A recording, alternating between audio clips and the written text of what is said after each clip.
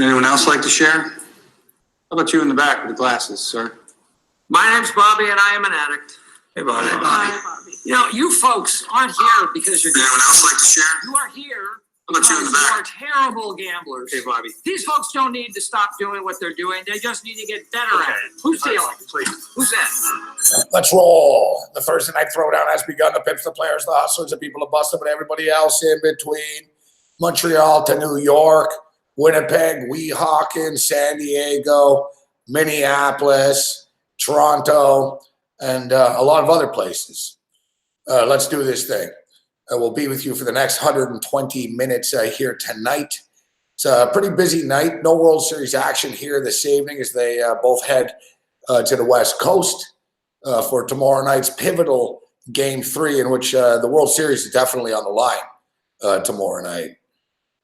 Dodgers can't afford that. I mean, they're already basically screwed as it is. The Red Sox are just they're like the Golden State Warriors of Major League Baseball. You know, they're tough to deal. If David Price is going to pitch like that, but the Dodgers will be all right. It's not going to be a sweep or anything, but they need to win. They need to win tomorrow. You know, like even if the Dodgers take 2 or 3 at home, which I sort of expect them to, they're still going back to Boston down 3-2, which just sets up a fucking Boston massacre / Tea Party in which the Red Sox will win at home. I don't know if they've ever won at home. Do they? Have they? Off the top of my head, have they won the World Series? Shauno would know. Shauno's in the chat. What's up, Shauno? I don't know. Have they won at home? They win so many times, but off the top of my head, it's usually on the road when they win. Dodgers. Listen, the thing is, even if the Dodgers take, you know, they could win all 3 games at home. I think 2 out of 3 is more probable. Like I said, I expect the Dodgers to win 2 or 3 games at Dodger Stadium, but that's not going to be good enough. It's going to, you know, they're still behind. You know, they're still in a hole going back to Boston. Then the Dodgers need to fucking win all 3 games in Los Angeles somehow. But let's just take it 1 inning, 1 at bat at a time.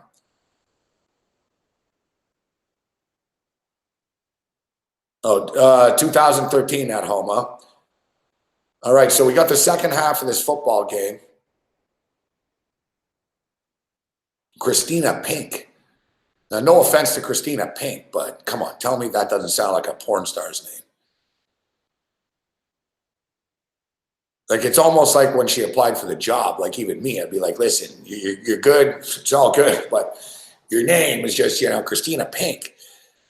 You know, I don't know, let's add something to it. How's Johnson sound? So hey, listen, it's 14-10 right now in this football game. We've got the Dolphins plus the points. We got a little teaser, but I bet the in-game over 51.5. We'll see if we can get there. What's going on in these college football games? The Georgia Tech Virginia Tech game was going our way, and now Georgia Tech is destroying Virginia Tech. I didn't realize it was this much of a fucking beatdown right now. I don't know what it is about Virginia Tech, man. These motherfuckers always fucking screw me. All right, we hit the over the Baylor West Virginia game. We lose Baylor, but we hit the over, and we're going to lose the West Virginia pick. Motherfuckers, man. Weird night in college football. Georgia Southern's rolling. It's an underdog night. Georgia Southern's rolling App State right now. I wanted to get in on that, but I don't like getting in front of App State. Fucking here they are getting killed, right? Georgia Tech, an underdog, is winning by 20. It's like the underdogs are rolling. Toledo's kicking the shit out of Western Michigan. The only underdog that's not getting it done is Baylor. And we're talking money lines, too. The dogs are barking.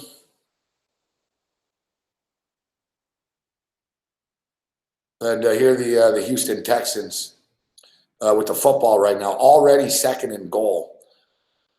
Here's Erin Andrews on the sideline. I didn't realize she was still around.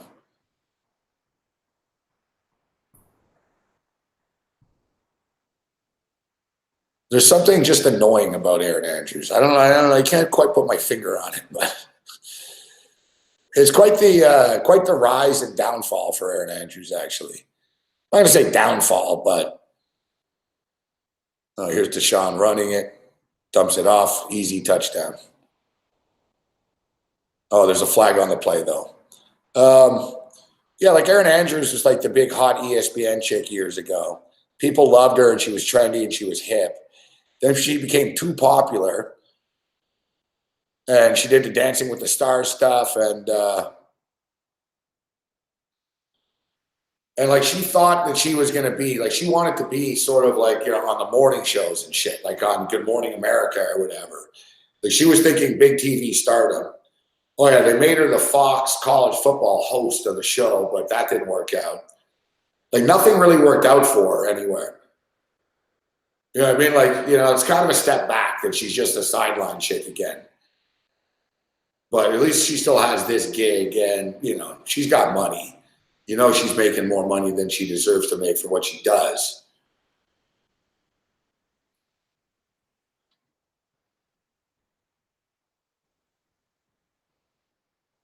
Deshaun Watson back to pass. You know what's annoying about, you know what? Actually, I forgot. I bet that prop over field goals, total field goals over 3.5. What? So there's only been fucking one field goal, actually. So let's get a field goal here. You know what? We had the field goal, but the field goal was taken off the board. That was it. All right, so we got late night NBA basketball as well. I'm on the Denver Nuggets. For the most part, we're going to bet against the Lakers every chance that we get, you know, until they get it together. You got the Denver Nuggets tonight. Clearly a better basketball team. The Nuggets like always beat the Lakers too. It's a little different now. You've got LeBron James there. It changes the dynamic of the matchup. But, you know, the Lakers players are still suspended. Rondo is still suspended. Brandon Ingram's still suspended. And the Lakers have played quite a bit since then. You know, they played a couple of nights ago. They played again last night. They're an older team as well. You've got LeVar Ball or Lonzo Ball, whatever fucking ball it is. Fuck, I don't care. Whatever Ball brother fucking kid it is, Lonzo. You got Lonzo Ball and you got Kuzma. They're kind of young, but, you know, for the most part, the Lakers are an older team. JaVale McGee, Lance Stevenson, LeBron James. You know, they're not young dudes. So I don't expect the Lakers to respond well to this back-to-back situation here tonight. Plus, another thing is, I don't get it either. The big line movement here. It was like 3. Fuck, it's down to -1 right now. You get the Denver Nuggets -115 on the money line. That's exactly what I will do.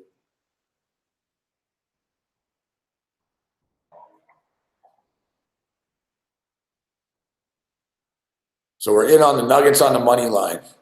Denver Nuggets are a deep team. They're a good team. And, you know, the thing is as well, is now with LeBron James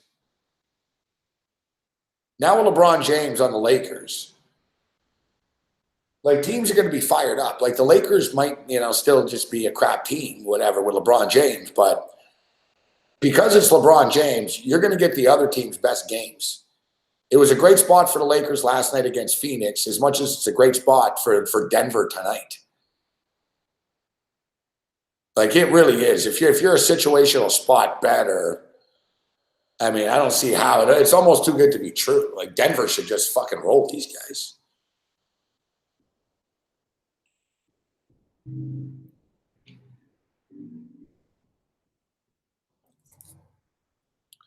And Denver are a deep, versatile basketball team.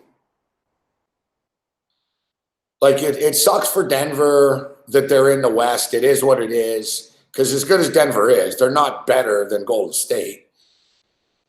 Word in the NBA right now is Jimmy Butler is close to being traded. Minnesota's going to pull the trigger here. And the team that's picking him up, there you can't say they don't try. I'll tell you that much. Is the motherfucking Houston Rockets, of course. I don't know if like there's a salary cap for the Rockets, what their deal is, but yeah, the Houston Rockets are close to getting Jimmy Butler. They're reportedly going to get 4 first-round draft picks. And maybe a player, but it seems to be it's the 4 first-round draft picks. I don't know. Maybe the deal will be done in the morning. We'll see what happens with this. What's up, my man, Cody? Good to see you, bro. Roger, Carolina better win. They're going to win this weekend.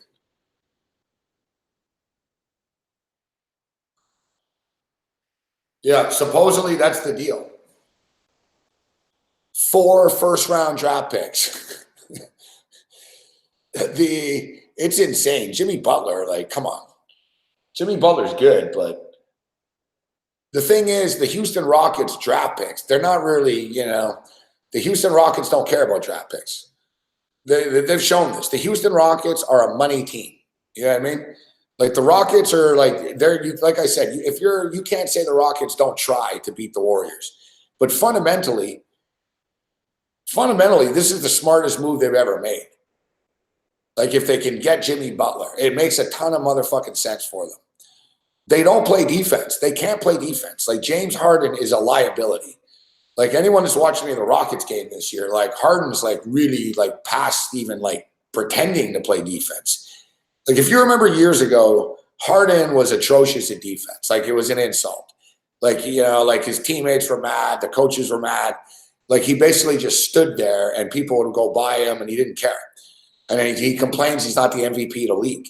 It's like, bro, you're a half-court player, man. You should play in like the fucking 3-on-3 half-court league. Fuck. But then for a little, briefly, the Rockets have played defense a bit over the last couple of years. They've tried. Yet he's reverted back to the just, I don't care. And it's a problem. Like, that's the whole thing. He doesn't get it, though. Harden cares about scoring on the court and off the court. Like, he cares about putting points up and he wants to bang Instagram chicks. Like, that's the guy's life. And he's happy.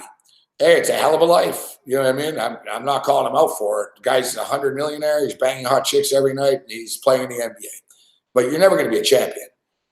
If you care about being a champion, you're not going to be a champion. Like, he doesn't put the effort in to be a champion and on the defensive end. So the Rockets, it's a smart move bringing Jimmy Butler in because Butler is a great defender. So Jimmy Butler can really help them a lot and mask a lot of their problems.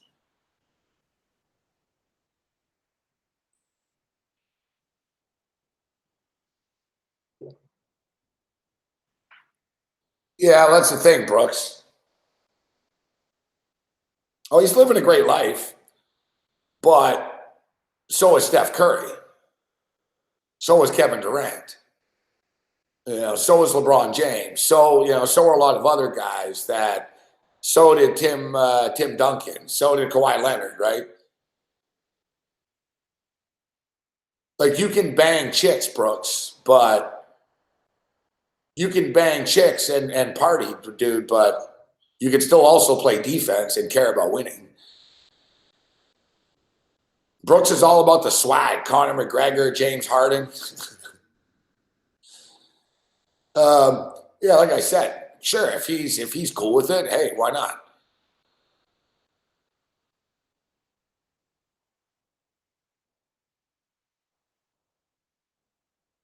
That's but it is true. That's the thing with the NBA, right? That's, Brooks, that's why Jimmy Butler freaked out. He freaks out in Minnesota. That's why he wants out. Like Jimmy Butler basically said, look, these guys in Minnesota, all they care about is they're soft. They have money. They don't care about basketball. Like they don't want to win. They're not tough enough to win. They don't want to win. And, it's a classic example. Like Andrew Wiggins has a great life too. He's got a shitload of money. He bangs chicks. He scores 20 points a night in the NBA. He's not really respected, but, he's rich. You know what I mean? Like, I'm not one of these guys that judges you solely on a championship. There's a lot of good players that don't win championships. But I'm going to judge you like if you didn't try to win a championship. Like Harden doesn't try. Like I said, it just bothers me. And then he cries and he complains that he doesn't get credit and respect. And he's not, he's clearly, like Harden thinks he's the best player in the NBA. It's like, dude, you're a good scorer, but you're not even like top 5 best players in the NBA. Like if James Harden was available tomorrow, there'd be a few teams that want him, but you'd see like the championship pedigree teams would be like, we don't want this guy anywhere near us. Like he doesn't put the effort in. Like, look, I'm critical of LeBron James, but LeBron James puts an honest night's work in. Listen, LeBron James takes plays off. He takes, LeBron doesn't always play defense, but thing with LeBron is he's on the court so much, right? He's been carrying a team for fucking the last 16 years of his life. Since high school or whatever, LeBron's been on the court all the time. Like, he played a lot in Cleveland. So if you're LeBron James, you can't go full speed all the time. Like, I get that about him, Like, even me, even this year, I'm like, it's early in the year, but even LeBron, he's been kind of casual so far. But I get it. It's a long year. He's played a lot of basketball. Think about all the finals appearances. You add up all the playoff games that this guy's played, and he's played like an extra 3 years, of someone's career. It's pretty crazy. He's played a lot of games, this guy. And he's been on the court for a lot of minutes. James Harden, though, just coasts. He's a coaster. He's a floater. Like, in hockey terms, it's the best way of putting it. Like, you've got your Connor McDavids, your Sidney Crosbys. You've got your guys that are sort of like they're two-way players. They're respected. And then you got your guys that float. It's like, yeah, you score goals, but you're a pussy. You don't go in the corner. You float. You're a floater. You're a cherry picker. Remember when we were kids, they called them cherry pickers.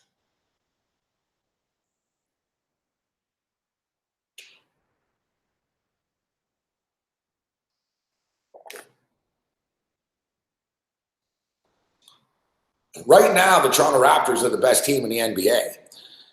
Now, I'm not saying they're better than Golden State Warriors. I'm saying right now they're better than Golden State Warriors. Like, no team is playing better in the NBA than the Toronto Raptors.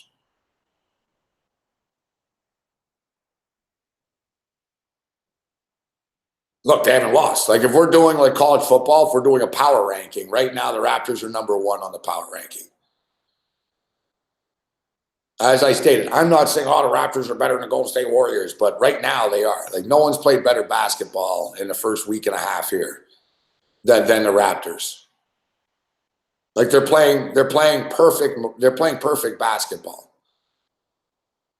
Like, they've been dominant. They haven't covered every spread, but they got backdoored. When they don't cover, it's not like they're getting backdoored. Like, you look at like in past years with the Raptors, and the Raptors have won a lot of games, but remember with, it used to be dramatic all the time. Like the Raptors would need, oh, fuck, man, Kyle Lowry hit a 3 with 8 seconds left, or DeMar DeRozan, last shot. And, the Raptors used to eke a lot of games out. It was more dramatic and stressful. This year, the Raptors they take control of games, like right away. Like I said, they don't cover every night, but that's because, in the fourth quarter or whatever, they take the pedal off the metal a little bit late. But, the Raptors are a good first quarter bet. I like to look at the numbers, but look, I haven't seen every Raptor game. I watch them when I can, when I'm not doing a show. So I've seen the Raptors. I saw, we talked about it the other night. I've seen 3 of the games. But pretty much every game I see, and even when I follow them online, the first quarter, they're always up by 10 or 12, it seems. Like, after the first quarter, 30-16. And then they sort of just, coast. Like, they take control.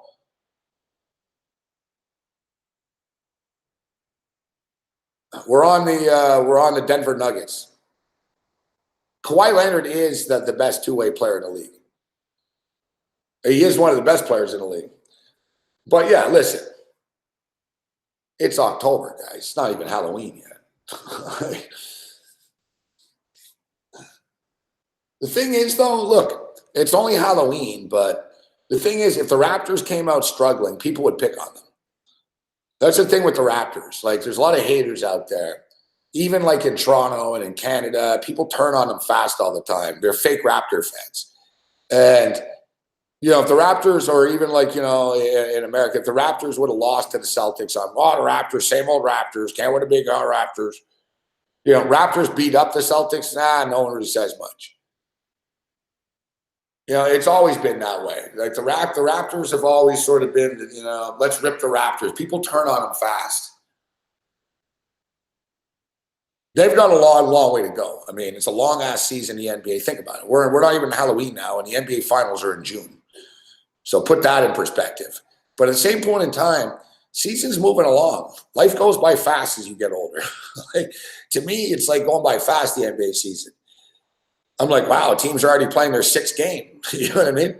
Before you know it, teams will play 20 games. And you'll be like, well, that's 25% of this season done.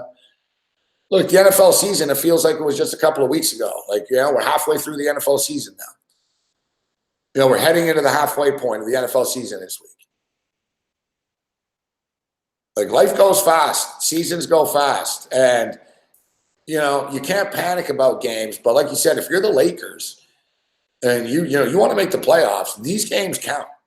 Like, a lot of people are like, oh, like even Corey Parson, it's 4 games into the season or whatever. It's like, yeah, 4 turns into 7 games. 8 games turns into 12 games into the season. And next thing you know, you're looking up in the standings. You're like, holy fuck, we're already 5.5 games out of a playoff spot.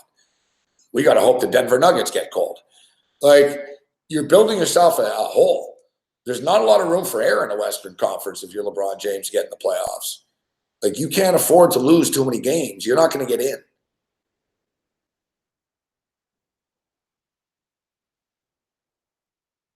Yeah, the college football season's flying by. Is flying by.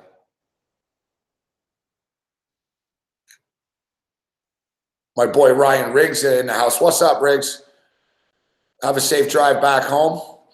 It's crazy. This is the longest it's been for me that I haven't been out to the book. I've had I've had an account online. And I've been really, really busy and fucking tired recently. I just don't have time to get out there. I'm beaten down. I got things going on. I got to record a record this weekend. A lot of stuff going on. But we'll speak next week, Riggs. Well, I'll see you online tomorrow. I'll be doing the shows and everything. But we'll see you next week, and we'll hit that. We'll hit that UFC next week. Oh, Corey's in the house. What's up, Corey? Yeah, I missed the grilled cheese. I haven't had a grilled cheese. Brian Rowe, when are we meeting at FanDuel? What's up, Rowe? Normally, Rowe, I'm at FanDuel every Saturday. We could hook up, but this Saturday I'm going to be in Toronto. The following Saturday is UFC Saturday. UFC, it's at MSG. And then the following Saturday after that, Rowe, we'll hook up. We'll go watch the Rutgers game, Rutgers, Michigan. I don't know. Maybe on the Saturday of the UFC, we'll have to go get some bets in on the afternoon before the card or something. That Mighty Mouse Askren deal's stupid. Fuck. It's not a trade. They're just, both of them are getting released by their fucking companies. It's kind of weird they're calling it a trade.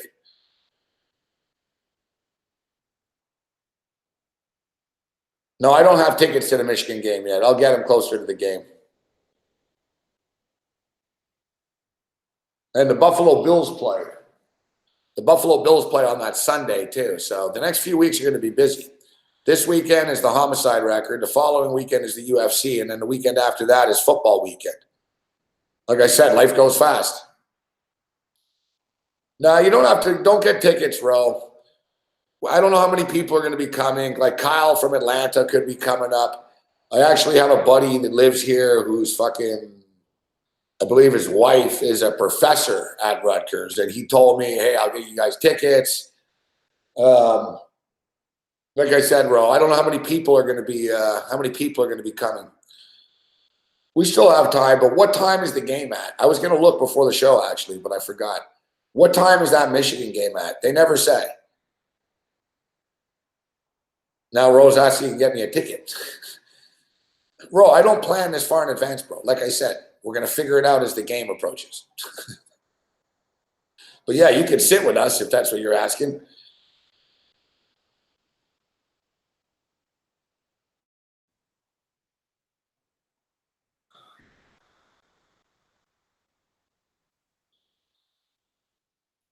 Is the Michigan game at noon?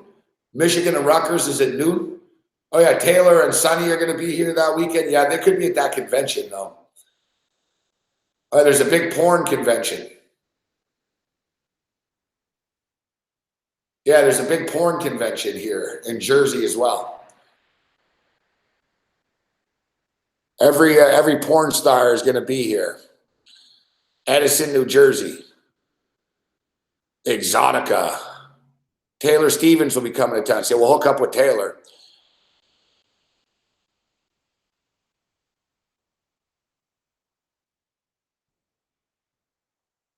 I don't know. I guess fuck, we can go to the Rutgers game and then check out the porn convention. I guess. I actually might know a couple of the chicks there. Yeah, we'll go to the Rutgers game. We'll go to the Rutgers game, and then we'll go to the porn convention. What a way to spend a Saturday afternoon.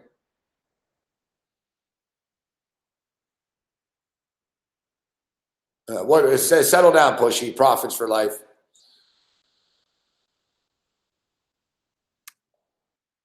Like they got to announce. Like, what are they doing? Like, how come they're not announcing what time this freaking Michigan game is at? Listen, it's Rutgers, right? Michigan are good though. They're probably waiting to see what happens next week, to be honest. TV controls everything, right? Michigan are a big team. Michigan have good TV ratings. So they're probably waiting to see. Like, they don't want to get ahead of themselves.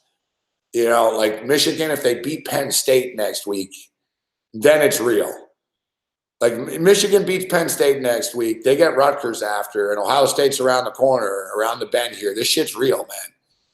So, like, they beat Penn State. That Rutgers game, even though it's Rutgers, it's a big game. You know, Michigan would be fucking 8-1, you know, on poise to go to the playoffs. Harbaugh, like the hype is real. Suddenly, it would get a better slot. Now, I'm just wondering though, does Fox really want to put Rutgers on TV? It's like my Buffalo Bills getting a Monday Night Football. You know they regret it, but it's too late. Let's see, Rutgers football. Now, listen, you go to Rutgers football game. Here it is, Rutgers, to be announced. Fuck off, man. What are you guys still announcing? All right, I'm on StubHub right now. This is great. This is great. God bless Rutgers games. You can sit on the 50-yard line for $75. I'm down. Normally, I get shitty seats when I go to these things, man. I'm like, I'm not spending fucking $600 to sit on the 50-yard line, but I'm a big Michigan fan. And, oh, yeah, how can I not? Here it is, fuck, 75 and $85, fuck, 50-yard line.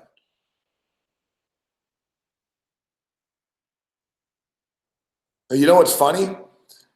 One of the 50-yard lines is $75. The other 50-yard line is $175. And I'm like, why? What's the difference?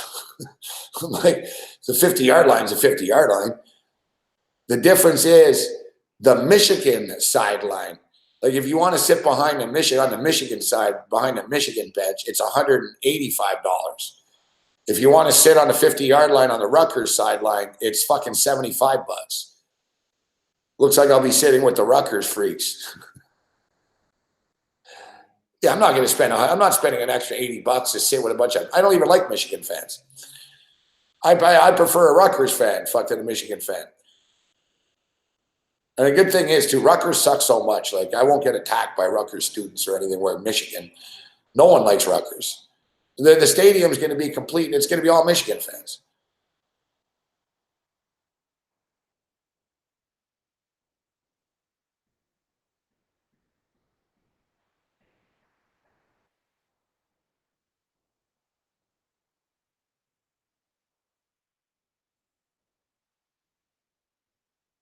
Yeah, I'm not. I don't need to sit behind a Michigan bench. Like, a 50-yard line's a 50-yard line. You know. What's the deal, though, Ro, with these Rutgers games? I heard they sell beer, right? But only for the first half? No, I hear what you're saying, Jake Farmer. Oh, no, trust me. I'm going to get good seats. I'm not going to get crappy seats. I'll enjoy myself. Dude, it's going to be all Michigan fans. How many Rutgers fans are going to be there? It's going to be like 13 Rutgers fans. It ends after the first half, all right? That's what I thought. So, yeah, we'll buy a bunch of beer to get us through halftime and the third, and then we'll leave after the third quarter. That seems to be what I basically do.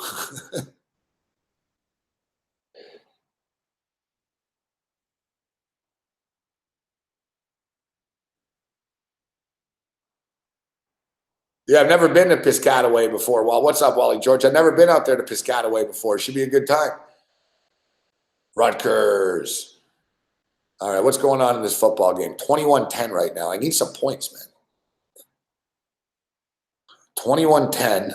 Miami with the football. Kenyon Drake in the backfield. They are on the Houston Texan 28-yard line. Brock Osweiler under center.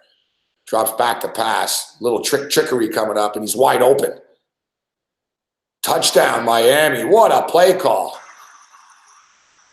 What a play call. Throws the touchdown to Kenyon Drake. Amendola throws a touchdown. That was fucking nice. Dude, when they threw the pass, I was like, what the fuck are you doing, Osweiler? He threw it like backwards. I was like, what are you doing?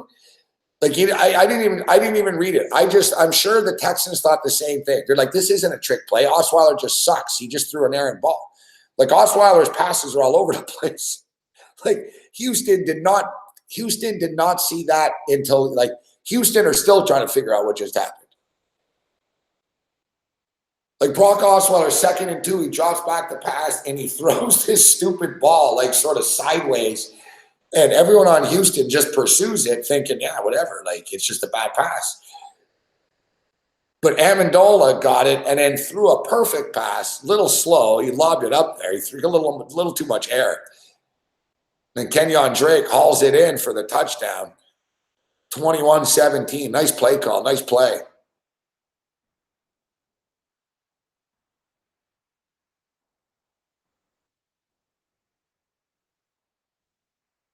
I didn't realize we had the fake Martin in here. Fuck.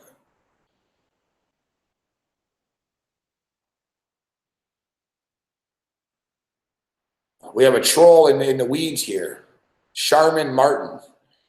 We know you're a troll, Charmin Martin. Just leave. Don't make me kick you out. Just leave. Don't make it ugly. Gambling God, Michigan and Rutgers.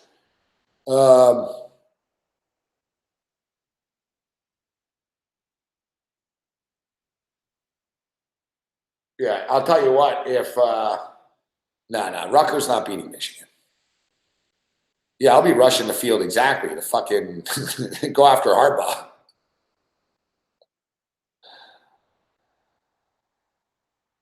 I'll rush the field, all right.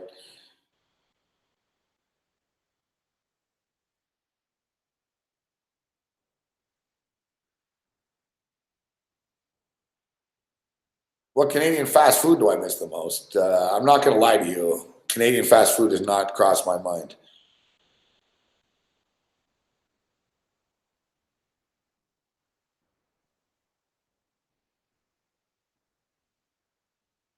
I didn't eat a lot of fast food before I moved anyways, you know. I eat more fast food now than I did before.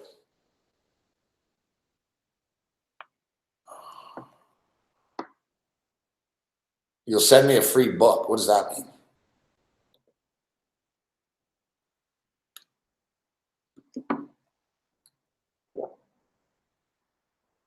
I don't even know what that means. I don't care though, whatever. What's up, Echoes? Yeah, settle down. The schedule seems hectic. 6-11 every day. What's 6-11 every day? Dodgers win a series plus in 19 when Yank 2-0. I like your style, Wally George. Yeah, I'm not done, Wally George. I'm not done. I'm not giving up. I'm not giving up on the Dodgers. You haven't heard me panic. People want me to panic. Oh, the Dodgers are done. They're finished. The Dodgers aren't done. Listen, for the Dodgers to actually win the World Series, they're going to need to win all 3 games at home. Let's just be real. Like, we're being realistic now. Now, the Dodgers are not going to get swept. It's going to be a series. It looks like it's on, we told you before the series started, I wasn't in love with the Dodgers coming in before this series started. It pains me, but, I'm a realist. I'm not blind. There's a better, a lot of sports fans are sort of homers, but if you're a gambler, it takes away your homerdom a bit because if you're being a homer, you're just going to lose money, right? So I bet on the Dodgers in these games, but I've been going light and small. But now they're going back home. I have a lot more confidence in them. Now, you can say what you want about them being pussies and about them playing in the cold and stuff, but whether they are or not, it doesn't matter. The fact of the matter is it did throw them off playing in the cold. Like if you read the Dodger comments, it's not just one guy. It was basically even the manager. You know, the bullpen guys were cold. The batters were cold. Like it got in their head, it seemed like the Dodgers. You know, it wasn't that cold. Look, I saw pictures of the Montreal Expos' new ownership group. They were at the game last night, and they're from Montreal. They're used to cold, and they did have winter jackets on and a hat on and shit, but it's pretty interesting to see them there, actually. The Expos coming back is real. The Expos coming back is like, it's real. Like you think that Mitch Garber and Steven Brofman went to the World Series yesterday as fans, like in wearing Expo gear? You don't think they met with the commissioner and like it's coming. It's around the corner. I saw pictures on Twitter tonight, like of the stadium, like where they're going to build it and shit. Yeah, the Puig hated it. They all hated it, Brooks. Cody Bellinger was saying about how his knees were cracking and shit. Like, it's a little extreme. It wasn't that cold, but like I said, it doesn't matter whether we think it's extreme or not. It did mess with them. Like the Dodgers were not themselves out there. Like you can tell. Like, you know, like when the Dodgers came up to bat, look at them. Every one of them had like the thick shit on underneath them and the fucking like that helmet up. And like I think Puig had like his ears covered and stuff. It's like, guys, it's not that cold. And you look at like David Price was sleeveless, right? Like a lot of the socks were sleeveless. Or they had like sort of a cutoff half sleeve thing going. The Dodgers had the thick sort of insulin, the thin stuff, but it's warm, right? Like the Dodgers were wearing cold weather stuff last night. And it got to them. It did. They admitted it. Like they plainly admitted it. Dave Roberts admitted it. Bellinger admitted it. Madsen said that the bullpen guys were having a hard time in the bullpen. They couldn't stay warm. Yasiel Puig's from Cuba. You think he liked this shit? He didn't like it. He's never been in cold like that. Dave Roberts said, he goes, we played a few cold games in San Francisco before, but nothing like this. And he said it was an adjustment. And so they're going to be back home in LA. And it's like Corey said, if Corey's tuning in right now still, Parson hates my Dodgers for some reason, but Corey was saying, the Dodgers don't have home field advantage. They're soft at home. It's not really true. The Dodgers do have a home field. And in a regular season in the past, the Dodger crowd has been kind of lame. They show up in the third and leave in the seventh, right? But the Dodgers crowd has toughened up over the years. But they'll be the whole thing is they're going to be more relaxed, the Dodgers at home. They're just a different team at home. The Dodgers are a good road team usually, but they're a good home team too. And it's not just for the elements, but it's the comfort zone. It's not easy to win at Fenway Park. And the Dodgers didn't get their ass kicked, right? The Dodgers were like a football team that lost by 2 touchdowns, They're sort of in the game, but there was a late touchdown and the other team pulled away. That's the way I look at this. Like, it's not like the Dodgers are outmatched. They just didn't make enough plays when they had to. The Dodgers are usually a good defensive team. They weren't. They haven't been. They got sloppy in the cold. They weren't focused. Like, focus was a problem. And also, I think Dave Roberts, who I think is a very good manager, he rolled the dice a bit and he was wrong. He basically played the percentages instead of playing maybe his best players. If it worked out, it worked out. To be honest, I think they still would have lost these 2 games. But there were a couple of, Roberts hasn't done a great job in this series. Let's just call it out for what it is. Leaving Clayton Kershaw in for that extra inning was a problem. Like, fine, you have Kershaw in for that inning. You got to get him out after that first batter in the 5th the other night. Like, you could see that Kershaw was going to give up the runs, and he did. So, he went with Kershaw too long. And, he's left a lot of good players on the bench too much here. He's like, wow, look, we're going to play against the lefty here. It's like, I get it. The righty-lefty batter-hitter matchup, vice versa, whatever. I get it. But at the same point in time, if I'm a manager, I'm not sitting my good players because the other guy's fucking pitches from the same side. I don't care. Like, if you're a good hitter, you're going to get on. Like a lot of teams, like Mookie Betts or whatever, they're not sitting Mookie Betts. Oh, it's a right-hander. Oh, it's a left-hander. No, it's Mookie Betts. He's playing, right? Like the Dodgers, like Roberts has gotten a little too cute. Wow, we're going to play Bellinger, but we're not. We're going to take him out here, put Dozier in, like righty, lefty. And like, it's like, dude, just fucking go with your hot hand here. Muncie's been crushing the fucking ball. Now he's sitting on the bench all the time, right? Like, come on. Bellinger's a great player. Like, get him on the fucking field. Get him some at-bats. Bellinger saved our ass against Milwaukee. Now you have him on the bench. Right? Like, it's, but listen, Cora did it. It just worked out for him. Remember, Brock Holt hit a fucking cycle, and he didn't play the next game. Right? Like, these managers, like we talk about it with analytics. That's what this is. It's analytics now, where the managers feel as though they have to go with the numbers as opposed to sort of, the player.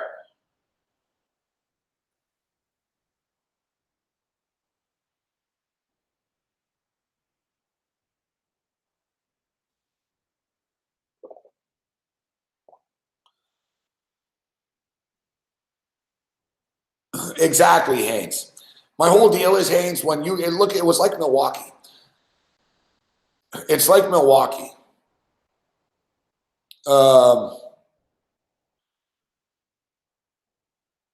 Milwaukee with their, we're going to play a pitcher for an inning. We're taking out. We're going to manage. Council said, I'm going to manage the game an inning at a time. It caught up to them. It works a couple of times. It's like gambling. You can roll the dice a couple of times, but eventually it's going to catch up to you if you're not smart about it. Like, if that's the whole thing. Why do you think if you sit down at a blackjack table in Las Vegas, they're dealing fast?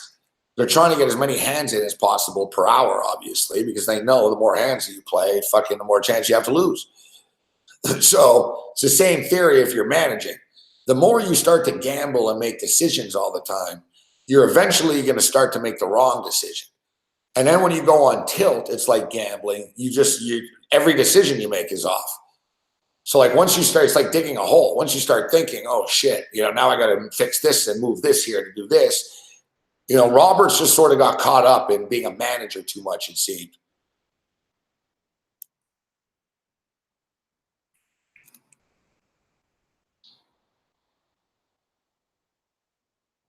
All right, what just happened here? Here's Brock Osweiler. Oh my God! Oh my God! Of Grant, and when he was hit, the ball ends up getting knocked into the air, and Devontae Parker. That was one of the weirdest plays I've ever seen.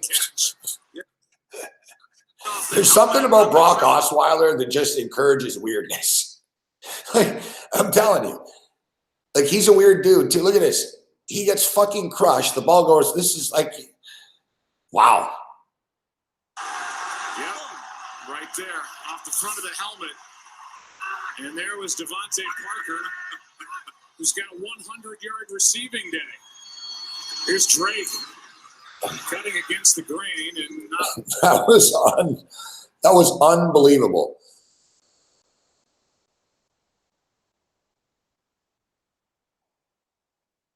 That was unbelievable. I'm telling you, there's something weird about Brock Osweiler. Like in the games that he plays, the plays, his footballs, his passes. You know what I mean? There's always something weird that happens around this dude. Brock Osweiler is actually a really chill dude in real life too. It's amazing though, eh? Like these quarterbacks, they're terrible, and then they hang around for years in the NFL. There's just not that many people who can throw a football very well. We got a little smack talk going. Got an entertaining game. For the record, the game's already gone over the number. I haven't checked in on my props here. Fuck.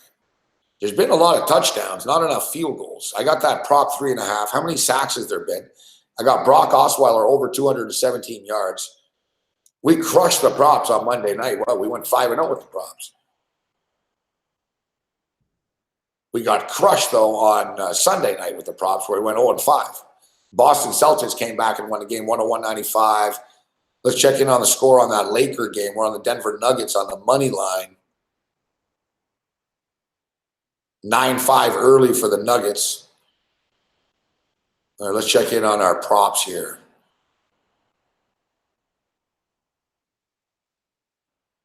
Wow, Brock Osweiler is still only thrown for 176 fucking yards. That's crazy. Field goal. 41-yard field goal. Of course, it's got to be short of the long field goal attempt. 28 right now. We're right off the number, though. Now we're not covering. Son of a...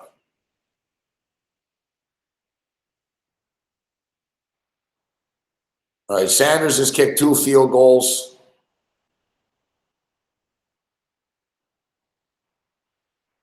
Sanders has kicked 2 field goals.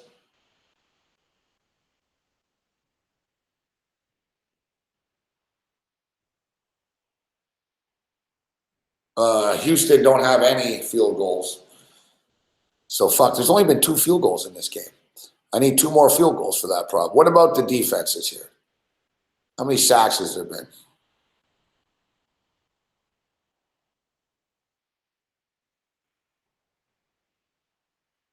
Wow, there's only been 1 sack. I'm getting killed on the props here. Field goals, sacks, Osweiler. Like, none of the props are winning right now.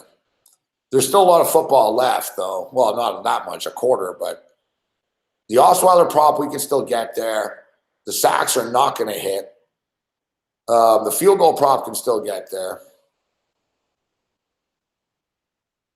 Fucking props, son of a bitch. It's been one of those nights tonight, man. It looks like it's sort of been not like one of those weeks.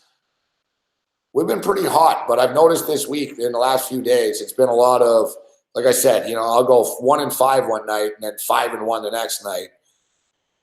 Or just basically 2-2, 2-2. Like, there's been a lot of even nights this week, but I lose the juice. Like, my account has just systematically gone down, but not drastically. But every day it's like, fuck, I lost another $82. Or fuck, I lost $113. You know, like, the other night I lost like $200 without really losing, it seemed. I didn't lose that many bets, but I lost $213 somehow. Same shit. Last night I ended up losing like 100. I get it back. I give it back. It's sort of back and forth.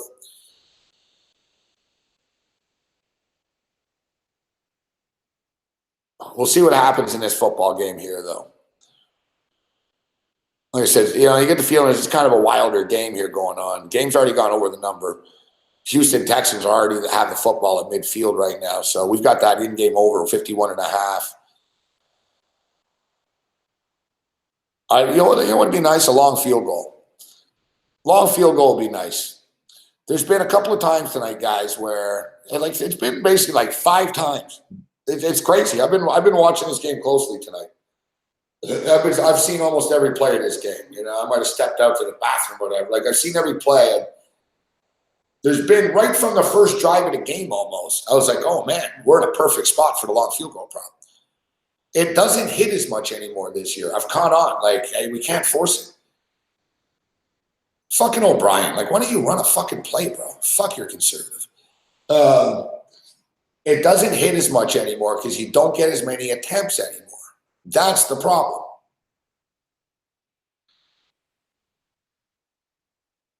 Like, there's been a bunch of times where it's like, you know, like, I thought for sure the Miami Dolphins, too, was frustrating. It was like Brock Osweiler. They were on, like, the 30-yard line. It was 3rd and 6. And I was like, man, Osweiler, come on, screw this up, bro. You can screw this up. And then they'll kick the field goal from the 30. It's a 47-yard field goal. We win the bet. No, he's got to dump it off for, like, 2 yards. So they don't get the first down, yet you blew our long field goal. Like, it turned into a 41-yard field goal, whatever. And then he did it again. Like, and there was another time where Houston, same shit. Houston had a 3rd down right around in long field goal territory, but Deshaun Watson got the first down. Like, it seems like teams are either getting the first down this year more often. Number 2, it seems like coaches go for it more often in this situation as well.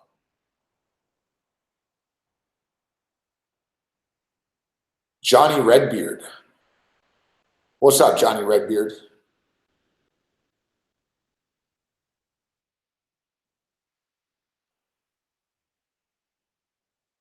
Jason Finley.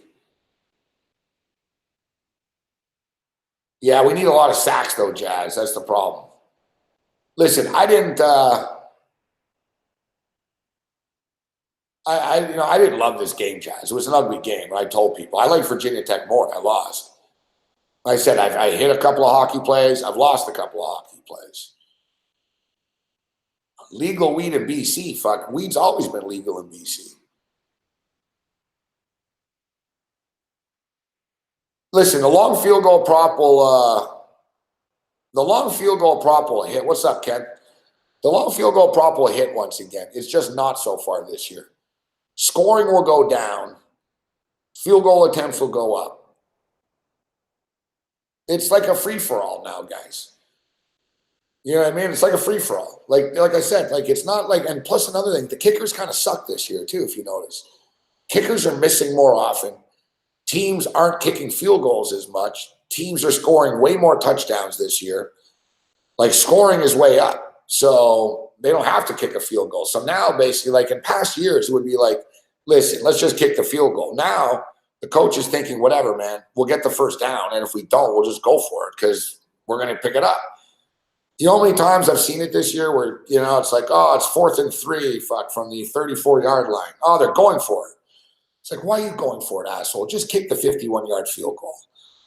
You know, but no, they're going for it, and then they pick it up, so you can't even argue it. Like, even the Bills have gone for it in these spots. It's angering.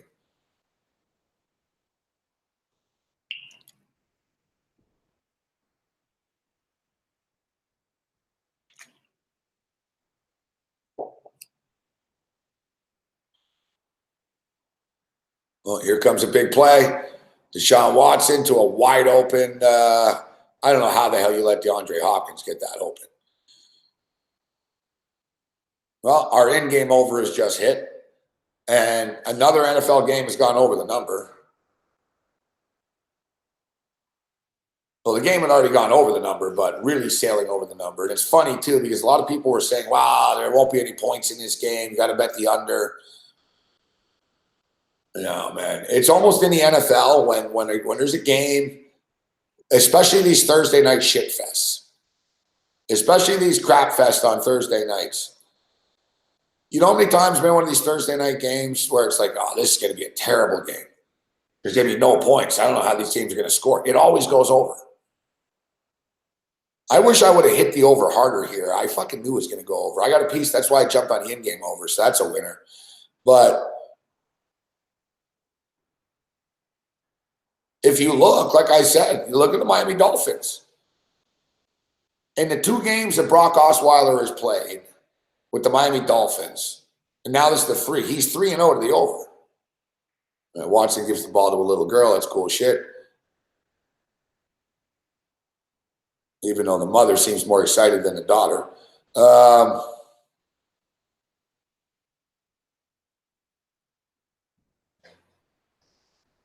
Yeah, you just, you know, there's so much offense in this National Football League now. You're going to bet an under. Like, it seems like the only games that go under are the really high total ones. Like when you take the over 56.5 or 59 or whatever, like you really need a clean ride. Fuck. The Miami Dolphin defensive coordinator is panicking. Well, soft surface tablet. After Sunday's performance in the play. So yeah, that's the whole thing. I was going, this guy's about to get fired. That's what I was going to say with the over here. If you look at the Miami Dolphins, they have a lot of injuries, and their defense isn't very good. Like the game against the Bears, Brock Osweiler came back. It was a track meet shootout. It was 31-28. The game last week against the Detroit Lions, they got to 54 points. And now in this one, they're already at 55, and we have pretty much a full quarter of football left. This helps, though, because we need that Brock Osweiler prop to the over. The only thing now that hurts, fuck, this is a son of a bitch, is our field goal. Now we're done. Now suddenly we need Houston to kick the field goal.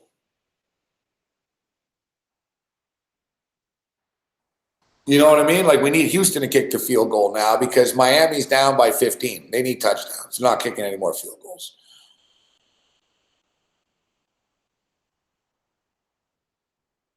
That's what's annoying now.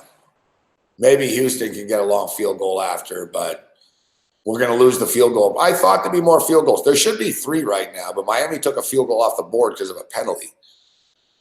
Like I said, it's one of those weeks. I got too many things going on.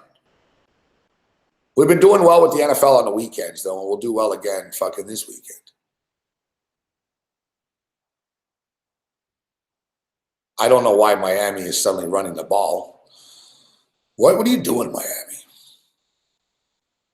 Like, every time you think, okay, they got a first down at least. Every time you want to say, you know what, Gase is getting it. Like, there was some little trickery before, nice play calling. And then they come out, you're down by 15, you're running the ball. It's like, just go into a no-hurry. You know, we're in a track meet here. It's like an arena-style game. Just hurry up, get out there, move the ball down the field. Houston's not stopping you either. Like, look how long it's taken them off the play clock. It's ridiculous when you're down. Osweiler goes over the middle. Nice catch, big play. Devontae Parker lighting it up tonight. Fuck, I've got Devontae Parker on a team too. I don't think I played him. It's hard to trust this guy. Parker's killing it though. And it's going to make Adam Gase look bad because Adam Gase has been benching this guy.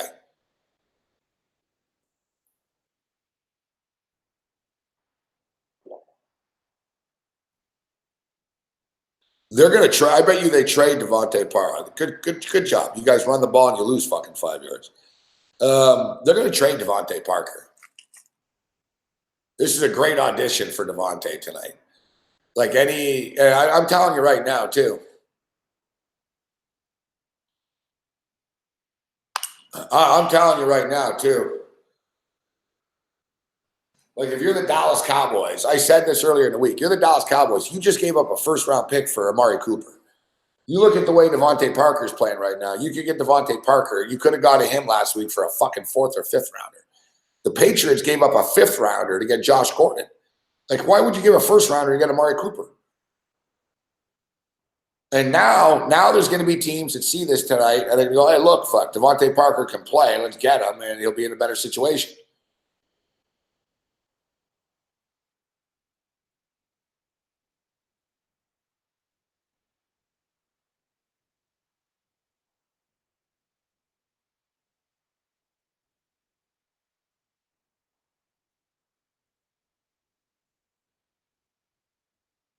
The thing is, listen, people are going to get fooled by Devontae Parker tonight, and he's looked good. He can't write this kid off. He's only been in the league for 3 years. Listen, I get the feeling that this coach Gase is a problem. You know, like, if you look, he got rid of J.H.I. He clashes with players left and right. Devontae Parker can play. He's just he has him on the fucking bench. I'll run Brock. Fuck. You could have ran a little bit. All right. Osweiler should be up over 200 yards passing right now, at least. Where's he at? 240. No, where is he? Brock Osweiler, offense. 215. Good. Remember, we've been down this road before. Michael DeMarco in the house. He's a regular in the mornings on Carton and Friends. We had Chase Elliott on today. Fuck, that was like pulling teeth. Tomorrow, we got a stacked Carton show in the morning. It's going to be real good.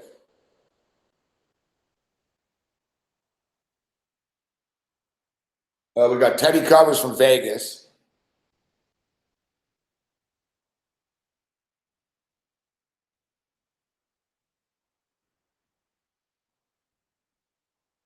We got Teddy Covers from Vegas. We've got George Wallace. How cool is this? George Wallace, after all these years of us talking about George Wallace. Oh, here's the field goal attempt. I was just saying, I don't think they're going to kick a field goal, 46-yard field goal.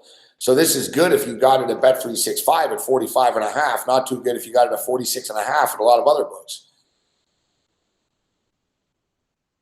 46-yard field goal attempt. That's 3 field goals. We need 1 more for that prop. Yeah, long field goal hits depending on what book you had, though.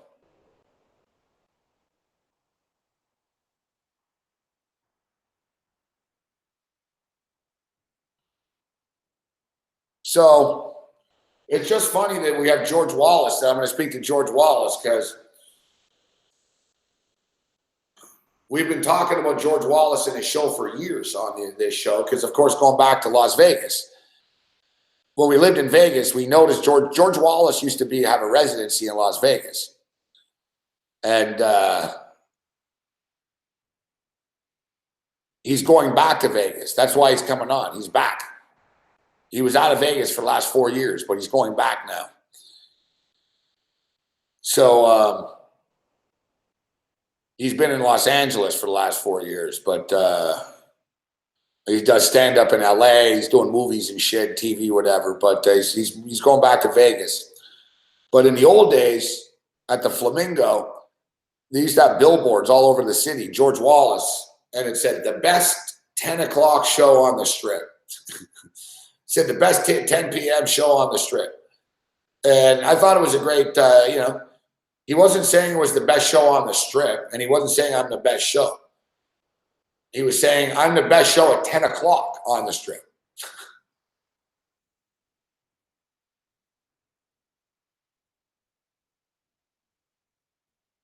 Yeah, that's like us. We're the best show on. We're the best show on in Weehawken at 11 o'clock right now. Best 10 o'clock show in Weehawken.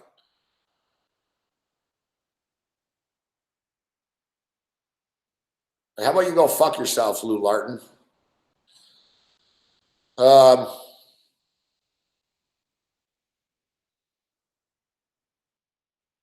What's up, Mark, old man?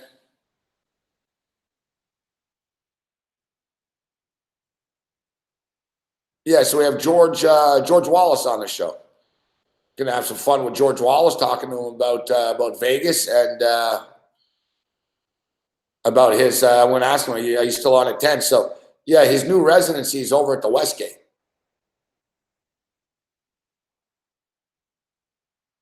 No, I don't know that show, Wally George.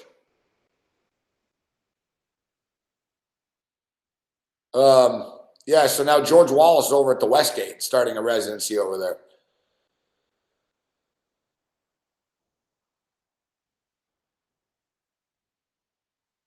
No, I don't know. Those shows across the street seem to be shut down, man. I never seen anything out there. I always look, fuck. There's nothing going on there, man. Unless they're that good. Like, I don't know, is there some secret fucking entrance from the sky that no one sees? I don't get it. 35-23, a lot of football left. A lot of football left.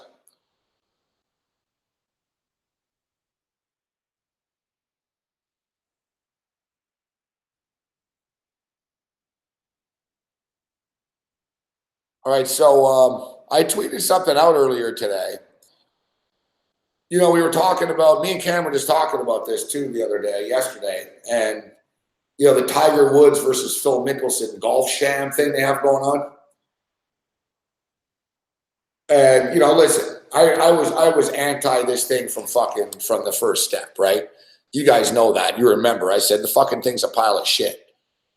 It's a pile of crap. Like, you have 2 ultra rich guys. You know, I get it, Tiger won a tournament, but they're kind of irrelevant. Tiger's popular, but no one cares about seeing like 2 golfers that play on free TV every week play against each other. Like, the whole concept's stupid. Number 2, you're both bad people. You know what I mean? Like, Tiger Woods has an estimated wealth of $700 million. Phil Mickelson's a fucking hustler, fucking dickhead, cheater. You know, like, neither of you are very likable. And I keep waiting to hear, oh, yeah, we're giving this much to charity or whatever. There doesn't even be, there's no charitable, like, aspect of this. Like, maybe there is, and I don't know it, but no, they're playing for $9 million. And the $9 million is going to come from supposedly you, whoever's stupid enough to fucking pay for this thing. Now, so I don't know how they think they're going to raise $9 million. They're charging $20 a pay-per-view.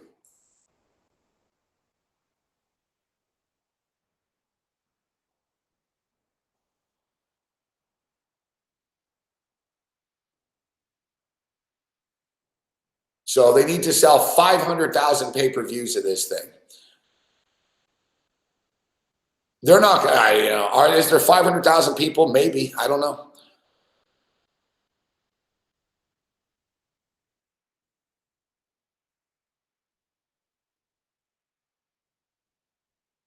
Are they really going to get 500,000 people?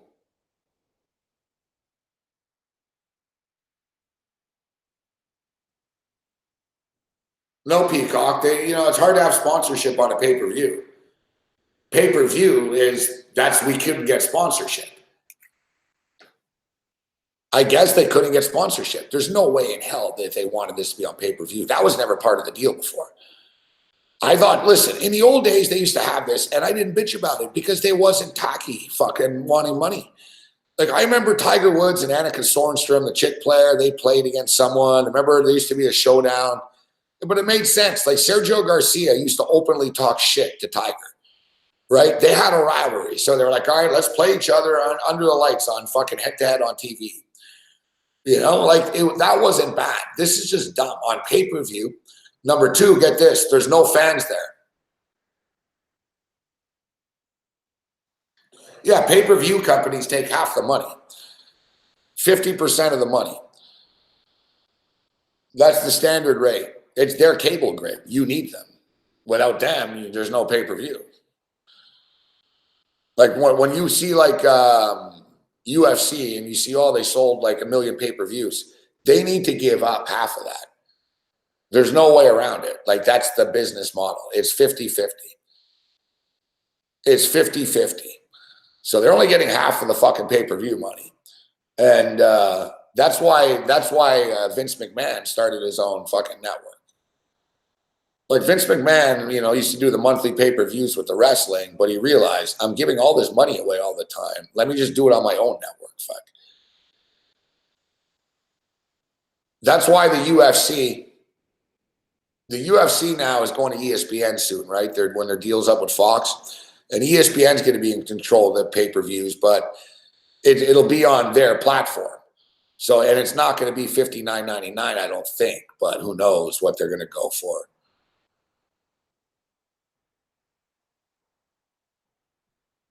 Yeah, like, they really think exactly, Wally George. They really think that people are going to pay $20 to watch them play golf on an empty course in Las Vegas. There's no fans allowed. We don't even know if it's real, fuck. Like, there's no one allowed there. No one's allowed to be at the golf course. So it's basically, I don't even know if it's live.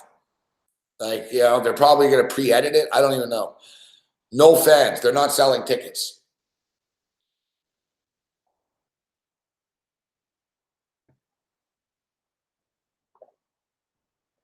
So in other words, Tiger and Phil are just going to be standing out there laughing their ass off going, can you believe this? Fuck, we're playing golf. There's no one here. It's like Tiger and Phil playing a practice round. They're getting, they want people to pay for it.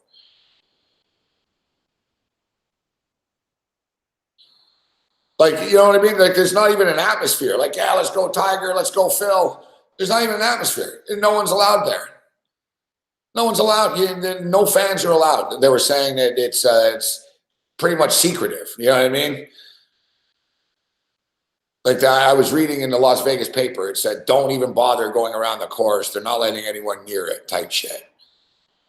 It's like TV production.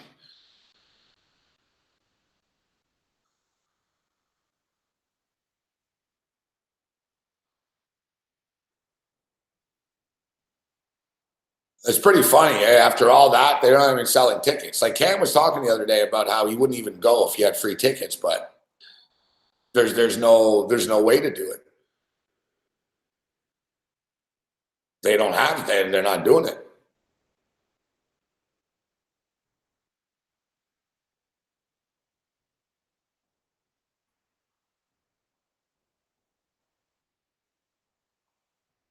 It's amazing.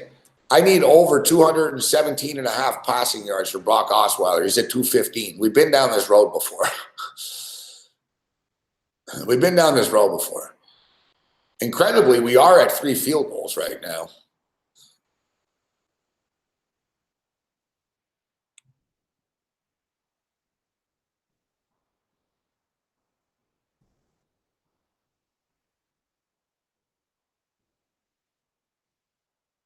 Golf Channel reports Mickelson donate funds, so some funds, right, to the Children 58 Fund, the Las Vegas Shriners. Tiger's going to donate the money to his ex-wife that he still owes $300 million to. Yeah, and they're playing this thing on like Thanksgiving weekend. It's stupid. The whole thing's stupid. Nobody cares.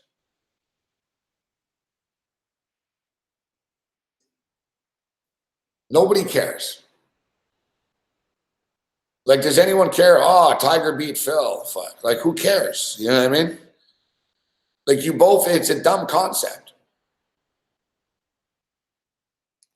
Like, I don't mind exhibition sporting events. There's been cool ones. You know, the Michael Johnson and Donovan Bailey was cool. Come on, hold him. Don't let him score a touchdown. Kick a fucking field goal here. Give me the prop. Come on. I know they're going to score a touchdown. You guys probably know. Like, this stream I'm watching is a little slow. All right, 3rd and goal.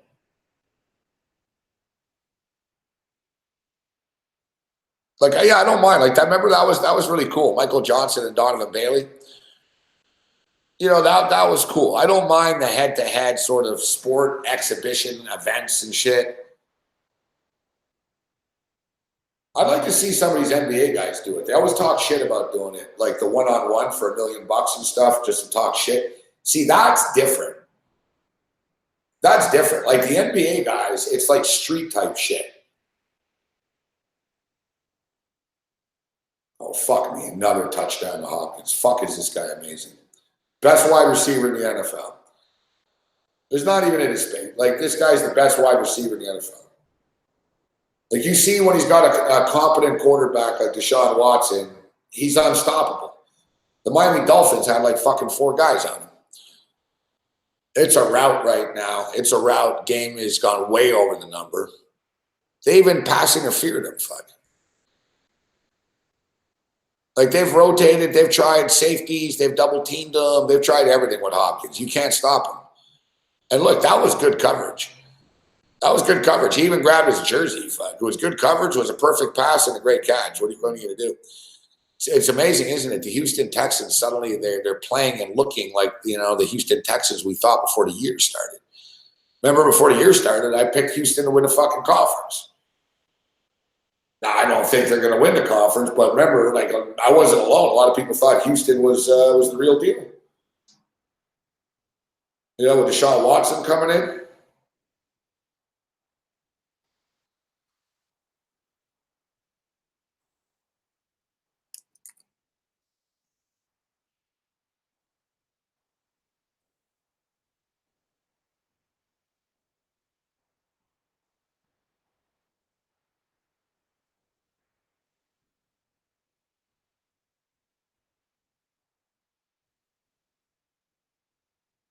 Deshaun Watson now 46 fantasy points. All right, Brock Osweiler, just complete a fucking pass, all right? You got 215 yards. I need 3 more yards. We've been down this road before. We've been down this road before. Just complete a damn pass for us.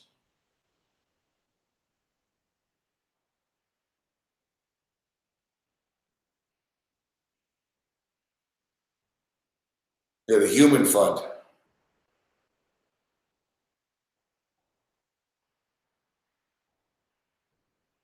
Yeah, like NBA players, some of these guys don't like each other, right? You know what I mean? Like, it's sort of street style, like Rondo versus Chris Paul, you know? Let's play one-on-one. You know, that would be cool. Like, guys that are talking shit to each other and stuff. It's different. But Phil and Tiger, it doesn't matter. You guys play golf all the time. It's a gentlemanly sport. You don't even have a rivalry. You're both still playing. Phil is like old, hasn't won, like barely wins. You have a combined 2 wins in like the last 5 years together. It is like Tiger and Phil playing really is the epitome of like Chuck Liddell and Tito Ortiz fighting coming up. And I don't even know what that is. It might be soon because I'm noticing Tito and Chuck are everywhere on Twitter suddenly. Like I'm actually real though. Like I put my money where my mouth is in the sense that I didn't watch Fedor and Chael Sonnen. Like I won't watch Tito and Chuck. Like I just don't care enough to like, I don't support these things. And I know and they don't need my support. It's gonna happen and whatever happens is gonna happen, whether I watch or not. Fuck. If I die tomorrow, the world moves on, fuck, right? So, but I don't care enough to watch these things. Like I don't have any interest in watching Chael Sonnen fight. Even though it was against Fedor, like we were here, I didn't even bother. I would have got the stream up, but the fight was over so fast. I was going to log on, but like Chael Sonnen doesn't fight.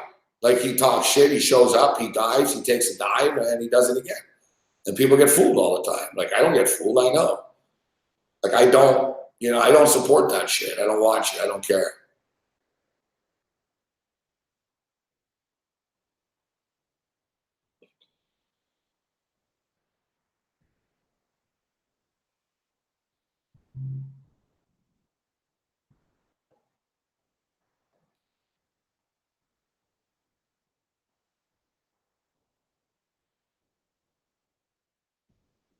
No, I'm done with Floyd.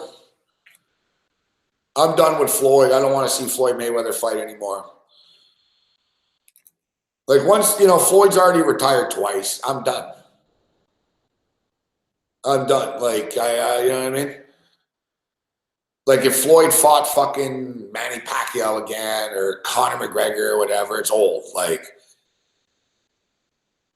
Like even Conor and Diaz, like there's a lot of these fights, like they're doing it just only for the money. And everyone knows it, but then they give people the money for it. It's like, it's going to be it's set up or whatever, but people fall for it.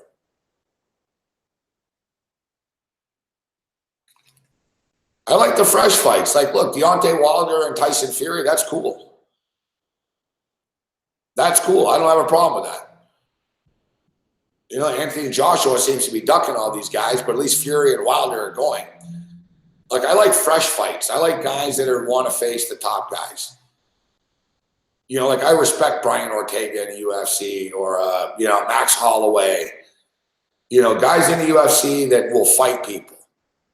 They want to be the best and are willing to fight. But the UFC is such a shit show now. Like, it really is. I was thinking about earlier today, actually, just about the UFC and where they're at. And it's a pure business entertainment now. And, I remember in the old days, what made the UFC cool was the champion would be a champion, but he wouldn't have a choice. Like, he'd have to fight in 6 months against someone good. It was like, yeah, you're the champ, but there's 4 contenders waiting for you, and you don't have a choice. You got to fight. It became boxing, where even worse, fuck. The UFC, the champions never want to fight. There's always bullshit. There's always cancellations. It's just, the fighters don't make money. Like the sport, like the UFC hasn't grown like it could. It only grew for Dana and the UFC. It didn't grow for anyone else.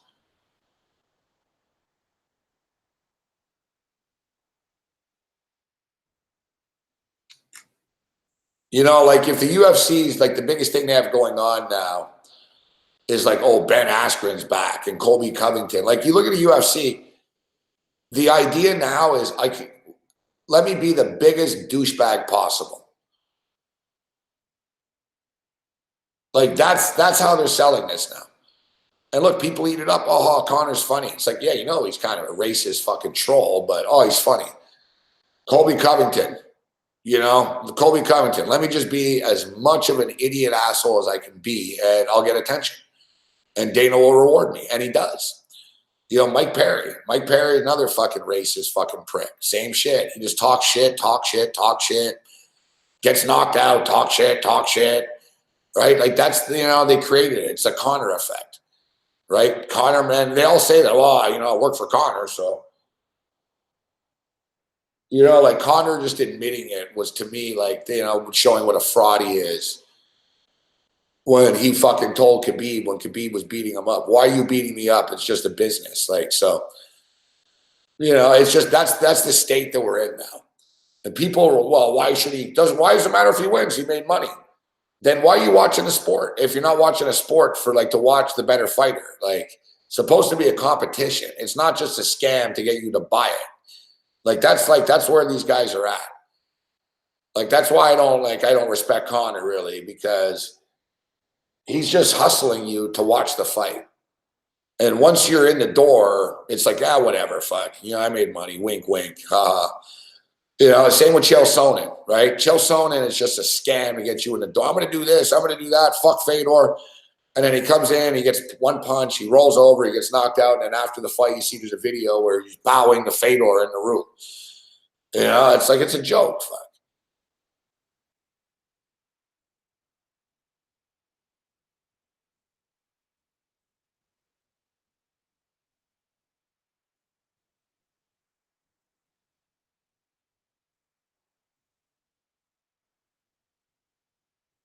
Honestly now, if you look at the UFC now, the big thing with the UFC is really you go from the UFC, you do well, and hopefully you get picked up and you can fight a boxer or you can get picked up by Vince McMahon. That's the goal now for UFC fighters. Look, I like the Diaz brothers, but it's pretty pathetic seeing, seeing Nick Diaz call out Canelo Alvarez. It's why would Canelo Alvarez, that's the whole thing. Every UFC fighter wants to fight a boxer now. After Conor. Or the other one is maybe I can go to the WWE. I miss the old guys, Rich Franklin. Anderson Silva in his prime. Remember those days? Those days were great. It was Rich Franklin just knocked Forrest Griffin out, but fuck, man, he's got to fight Quinton Rampage Jackson in 2 months. And they used to bring the next guy up. It wasn't like they had a choice. It wasn't oh, I had the shots. It was, no, I'm under contract in the UFC. You're telling me to fight this guy. That's who I fight. That's the way the company used to work. And it was good like that. But the fighters just sort of put their foot down one day and just changed it. It was John Jones. I'm not fighting him on a week notice. Remember in the old days, I remember Chuck and these guys would say, I don't even know who I'm fighting. I don't care. Even Brock Lesnar, say what you will about Brock Lesnar, but when Brock Lesnar came back, when he came back the last time, Dana White asked him, who do you want to fight? And Brock Lesnar said, I don't care. And Dana said, yeah, I know you don't care, but who, give us a list of, because the UFC will do that to you, right? The UFC, that's one thing behind the scenes people don't realize. Each fighter, the UFC will give fighters options. Right? So I know Elias Theodorou told me that before. He goes, yeah, the UFC offered me a list of these 3 fighters to fight. And then if you're a named fighter, you can sort of pick the one you think is your style or whatever, right? That suits you the best. So Dana White asked Brock Lesnar, give me a list of fighters, a few guys you want to fight. Miocic, who? Cormier, Miocic, who do you want to fight? Type shit. And Brock Lesnar told him again. He goes, I just told you, I don't give a fuck. And he walked out of the room. Dana said, a lot of guys say that, but don't mean it. He said, Brock Lesnar means it. Brock Lesnar told him, I don't care. Call me in a week and tell me. Whatever. I don't care who I'm fighting. Get me a fucking fighter and I'll fight him. And Brock said, make it a good guy. You got a big name, but I don't care who it is. That's a fighter. You know what I mean? That's a fighter. Say what you will about Lesnar. He's juiced up and shit, but at least he's I don't care. If you're going to give me Cormier, good. If you give me Mark Hunt, good. It doesn't matter.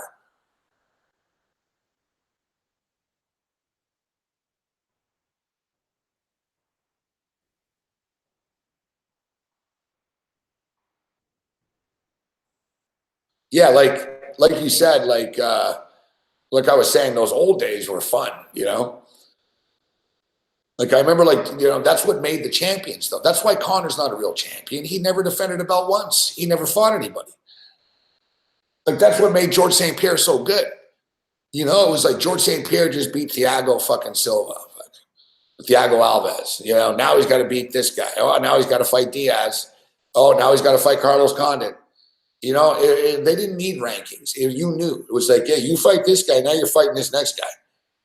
And it never ended, you know, and that's why champions were never champions for long. Now, in the UFC, a guy wins a championship belt and he runs away for a year. Oh, I got to get surgery. I'll be back. Oh, I'm going to fight this guy, but I don't really want to. He does not a draw. Like, look at Tyron Woodley. I like Tyron Woodley. He's a good fighter. I bet on him often. Like, I don't think I've ever even bet against him. Like, Woodley's a good fighter, but is he the champion still? I don't even know. He never fights. I don't know.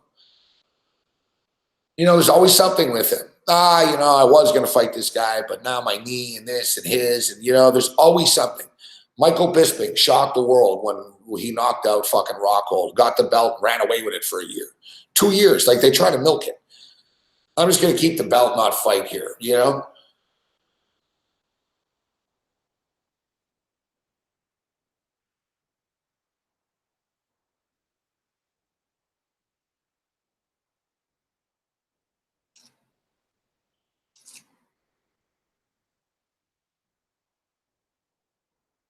Yeah, Ben Askren coming to the UFC is, listen, the thing with Ben Askren, like I saw today, Ben Askren and Colby Covington were talking shit to each other. I was thinking, holy fuck, can you find two bigger assholes here?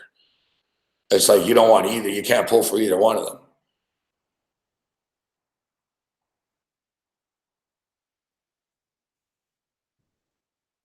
See, that's the thing. That's the thing with Ben Askren. Like you said, he's not entertaining, but he takes everybody down. You know, I don't know. You don't know how good Ben Askren is. He hasn't fought in great competition. But Dana White screwed him over years ago. We all know Ben Askren was great. Of course, he left, you know, the Bellator shit. He was going to leave. He left. He was going to sign with the UFC. Like, he was in Vegas for like a week or something. He was like this close. They were hanging out together. It seemed inevitable. And I guess they lowballed him. Ben Askren didn't accept it. And then Dana fucking basically trashed him publicly and said, he's not even that good. You know, we humored him type thing. He's not even that good. He never beat anybody in Bellator. Bellator sucks. I remember they insulted Askren. They said, go to World Series of Fighting. They said, go to World Series of Fighting for a year or so and then get back to us. Work on your game. He was like, fuck you guys. Then he got a couple of $1 million from ONE FC.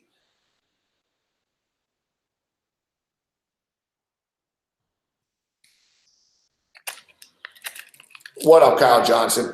Well, those guys are just crazy. That's another level of insanity. Don Fry and Gary Goodridge and those guys. I remember Heath Herring told me that. Heath Herring said, he said, if I would change one thing about the UFC rules, he goes, you should be allowed to kick people in the head when they're down.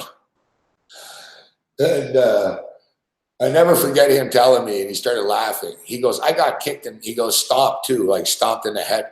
He goes, I got kicked and stomped in the head 12 times by Fedor Emelianenko. He goes, look at me, I'm fine. He started laughing. Yeah, the way he said to, he goes, fucking Fedor soccer kicked me in the head 10 times. He goes, it's no problem.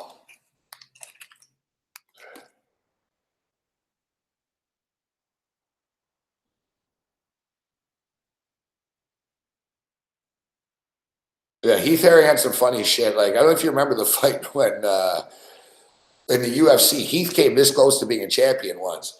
Remember when he was fighting, he fought against Nogueira. Nogueira was the champ, and Heath Herring fought him. It was like one of Heath Herring's first fights in the UFC when he came over from Pride. And if you recall, Heath Herring fucking knocked fucking Nogueira. He fucking drilled him. And Nogueira like tumbled, like bam, fucking he went down, except he wasn't knocked out. And if you recall, Heath fucking told him to get back up. Like Nogueira was down, but Heath just stood there. And that's why Heath wanted the soccer kicks and the kicks, because he would have just started kicking him, he said. But so he stood there And everyone was like, you know, I remember the announcer, Rogan, jump, go, get on top of him, get on top of him.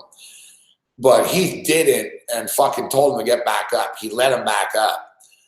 And I asked Heath, I said, why did you let him back up, when he was so hurt? And it was funny. It was funny when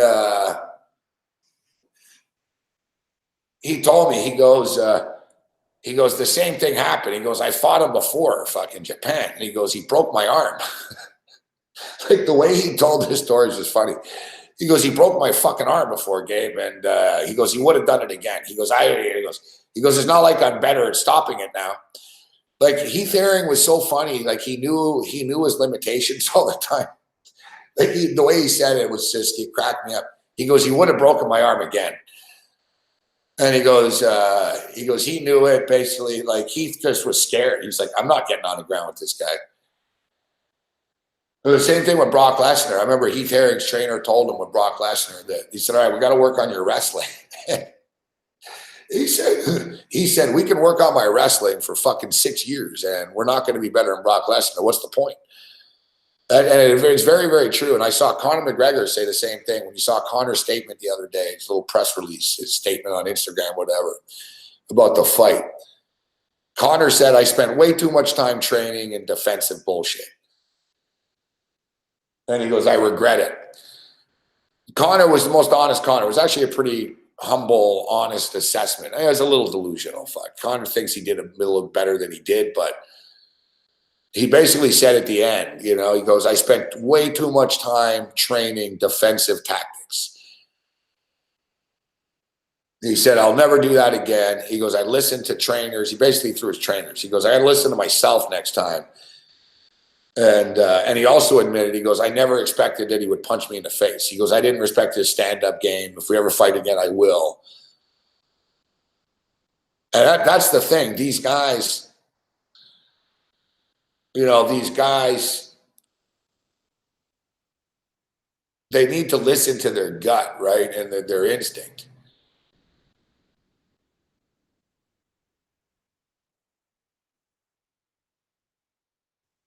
Like, look, Anderson Silva said something the other day because Anderson Silva wants to fight Conor.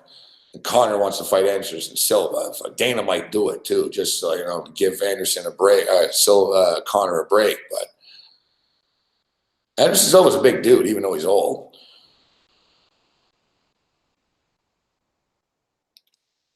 But it seems like even Conor knows he's not fighting Khabib or doesn't want to. Because Conor said, whether we fight in a rematch or I fight someone else, it's fine. So I think, you know, he's basically staying. Like, and we all know, Conor's about the money.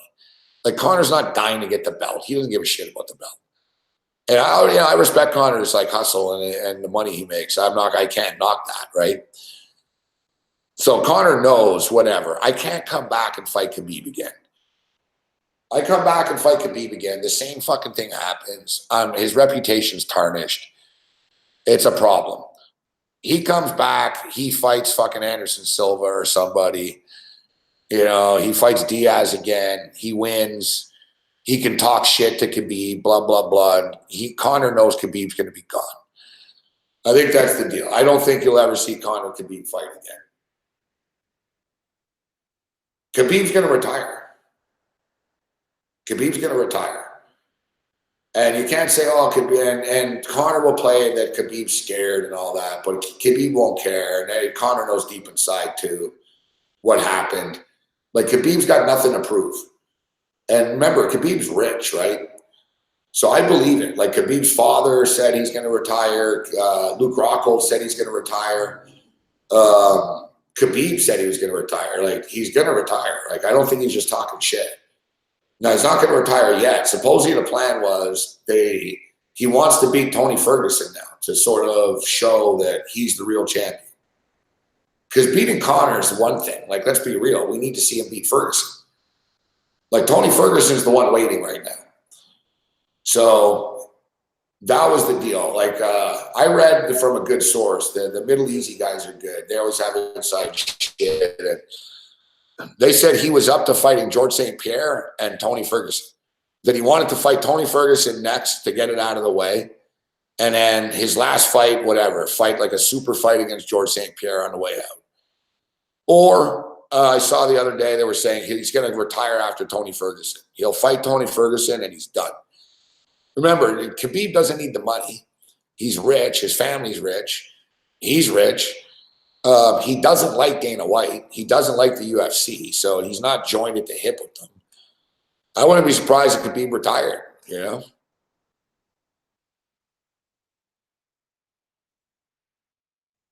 What's up, big man? Man, did I get this prop yet?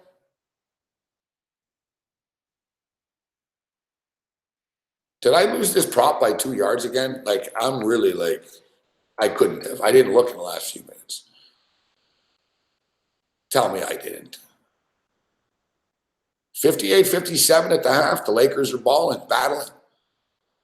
Listen, it's the back-to-back, second of a back-to-back. Halftime should catch up to them here. The Nuggets should be all right. Let's see. NFL football.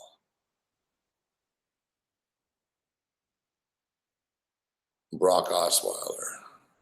241. All right, we got there. We got there.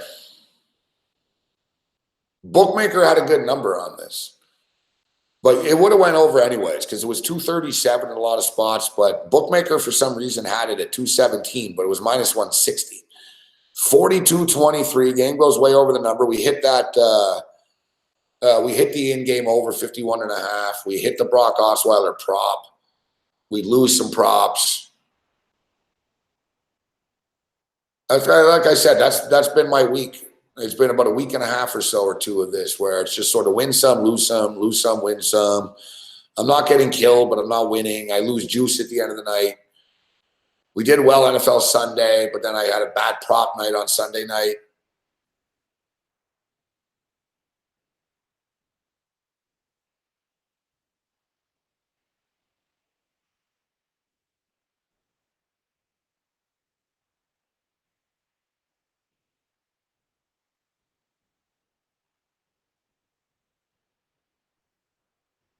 Yeah, the long field goal prop hit depending on what book you bet it at.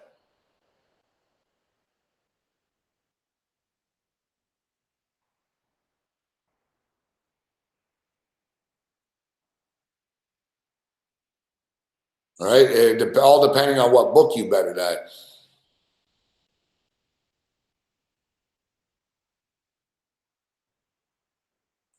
The Virginia Tech game threw me off. I didn't see that coming.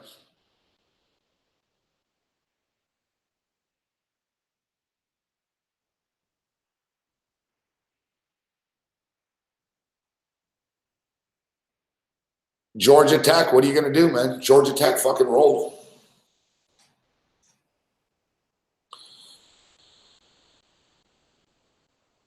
Georgia Tech rolled them, didn't I? I didn't see that coming.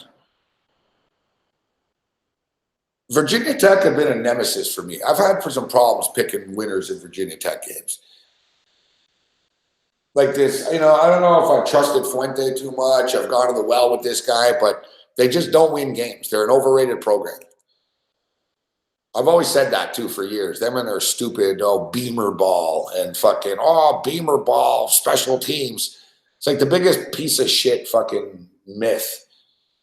Like I know Beamer's not there now, but even like in the last 10 years or whatever, like Virginia Tech special teams are never good. Beamer ball, special teams. It's like they block one punt every 3 years and the announcers, they're playing Beamer ball.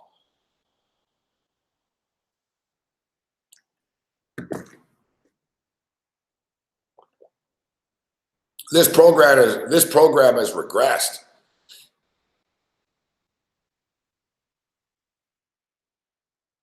This program, they're regressing.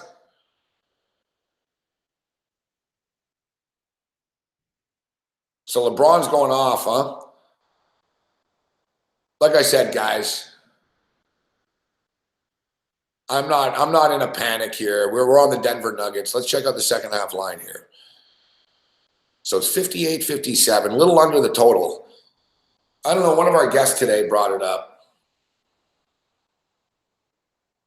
Maybe it was Alex Smith. Somebody brought it up today.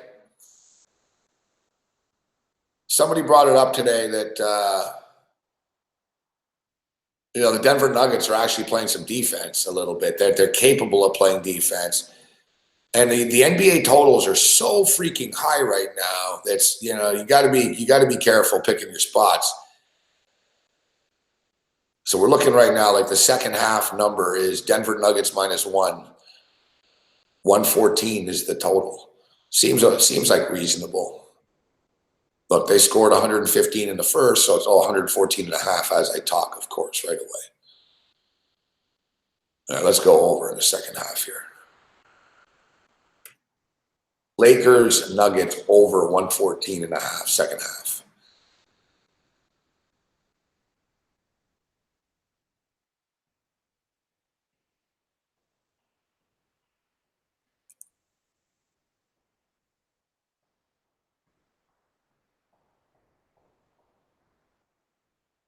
Every time I place a bet, they change the number on me. It's like, it's getting old, fuck.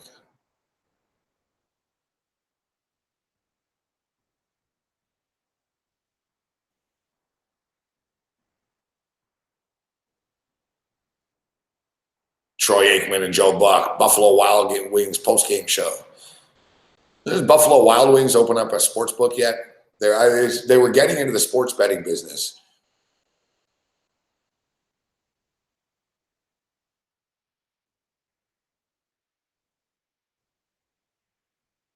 They were getting into the sports betting business, Buffalo Wild Wings.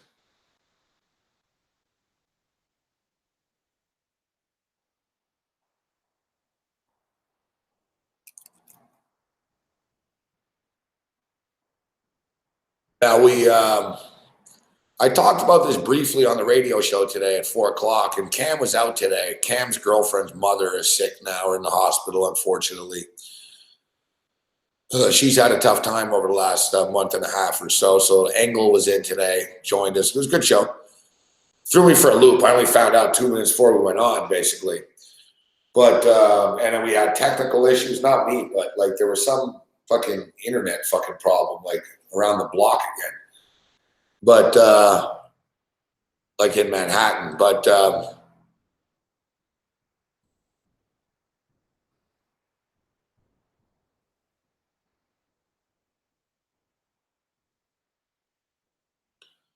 I brought it up. Some real cool stuff. The New Jersey Devils and Will Hill have made a deal. So basically, they're opening up a sports book in the arena. There's going to be a lounge, so sort of like a sports bar lounge, sports book lounge, and there's going to be betting windows. So you go to a New Jersey Devil hockey game, and you'll be able to bet on the game in the arena. And I assume other sporting events. It's a Will Hill Sportsbook. So that's pretty cool. Like now, I already wanted to get out to a Devils game, but now we're really going to get out to a Devils game. We got to get out there, Riggs. So basically, we'll go to the New Jersey Devil game. If I can get there early, check out the sports book part in the arena, get your bets in. And then, in between periods and stuff, you can go up, right, what's the end game now? Even during the game, you can go up, what end game do you guys have going on for this? Or, it's really cool, too. You go to the Devils game, and then you bet on the other NHL games, too, right? So you're there, and you got money on all the NHL games, you watch the scoreboard, you go follow on your phone. And then on the way out, collect your money, right? Like, that's real cool. And to me, someone like me who's a gambler, it makes me want to go to a game. Like it's a more like this is enhancing the fan experience, and they're starting. That's why they're doing this, right? That's why they're doing this. They realize like attendance. People don't want to go to sports events anymore. It used to be like, wow, you're going to the game. It used to be a big deal to go to a game. Wow, you're going to the game. Now it's not a big deal to go to a game. Now it's like, I could go to the game, but it's a pain in the ass.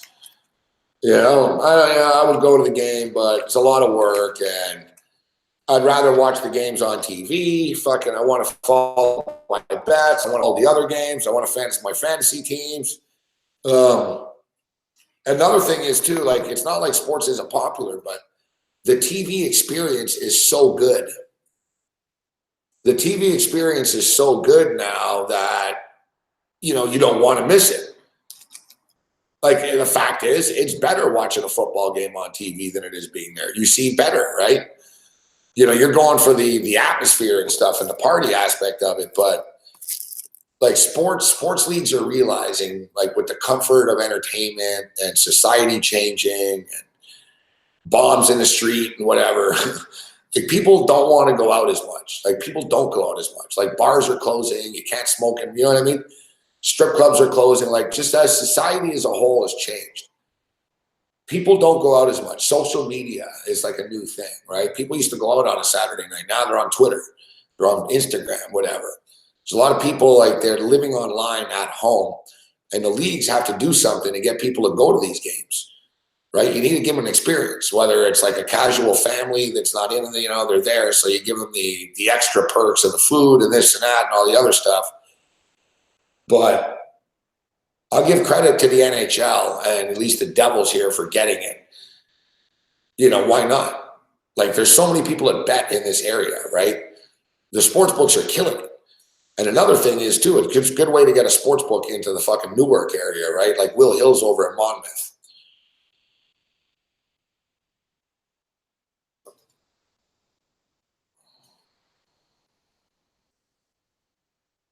Now, supposedly it's a sports book, Mark B.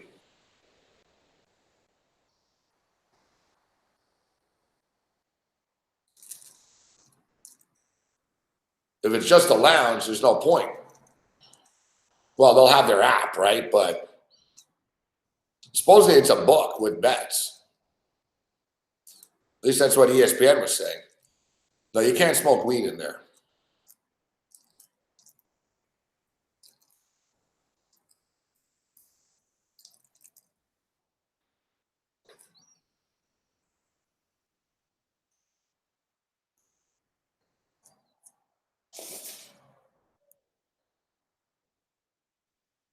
You got to believe, Riggs, the NBA will be the first league. I expect in the next 20 years, the NBA will have a smoking fucking section in games. All right. You can blaze up in that. You can blaze up in that section.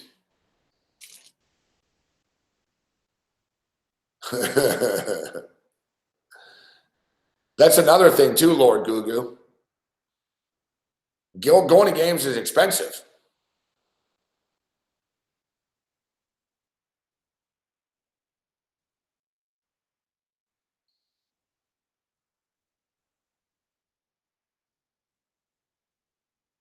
Look, with the legalization of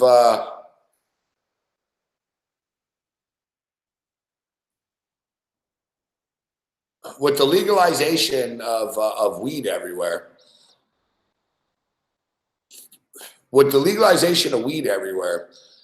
it's getting like T-Bone tells me in Denver, like at the Denver Bronco games, the tailgate is crazy. Like, it really is like fucking wafts of smoke.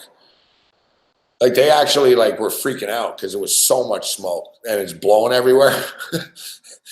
But it is what it is. It's part of the tailgate now, right? And the cops don't bust people. Like, hell, I remember in Vancouver years ago, and weed wasn't legal in Canada at the time. It is now, but Canada's always been loose with weed. But I remember UFC in Vancouver, like the first UFC I went to in Vancouver, first time I was in Vancouver.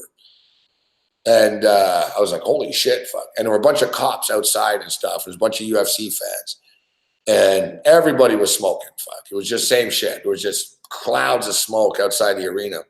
No one was really drinking, though. And the cops didn't care, whatever.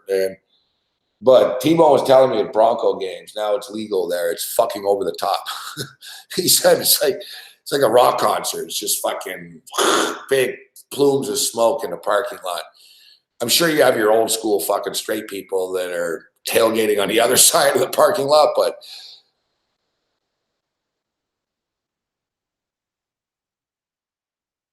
yeah, CFL, they have weed pills. Yeah, they got weed pills, Mike DeMarco. CFL is sort of the unknown, secret of the CFL that you can smoke weed at the games. They don't like it, but I remember I was at an Alouette game. I told you the story. Fuck. I lit up at an Alouette game. Like I got so cocky. Fuck. Like I lit up like fucking in the concourse type thing, like waiting for a beer. Security came over and they didn't even kick me out or get arrested. Like that's Montreal for like. Buddy came over. He's like, "What are you doing?" He's like, "You got to put that out." I was like, "Oh, sorry." So I put it out, and then as soon as he left, I lit it up again.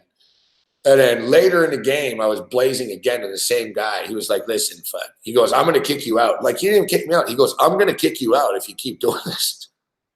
I was like, "Oh, sorry, buddy." And I fucking put it out again. Sorry, man. There was a funny story in Montreal. The Alouettes, TSN were doing a game at Molson Stadium. And what's his name? Fuck, you got Rod Black and Dwayne Ford. Dwayne Ford, like Rod Black parties, right? So Rod Black's not a straight guy, but Dwayne Ford fucking is. So in Montreal, fuck, they smoke so much weed in the top section, but the smoke goes up into the press box area. So and the stadium was kind of like old and shit, so there was no like glass.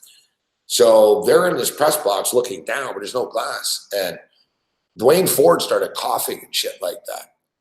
And Rod Black was loving it. He goes, "I'm feeling good today." He goes, "The air, beautiful air in Montreal." Like Rod Black was getting a kick out of the smoke. And Black kept joking he was getting high. Dwayne Ford was coughing and shit. And someone told me Ford fucking freaked. Like he told security, "Fuck, you guys, what kind of place is this? You're smoking drugs here."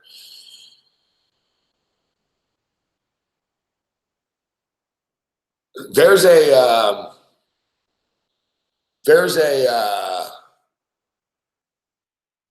outside of the FanDuel book, a lot of people are smoking weed. A lot of people smoke weed outside the FanDuel book, but there's state troopers there. Fuck. To be honest, I've never seen them really say anything to anybody, but you got to be aware. you better be aware.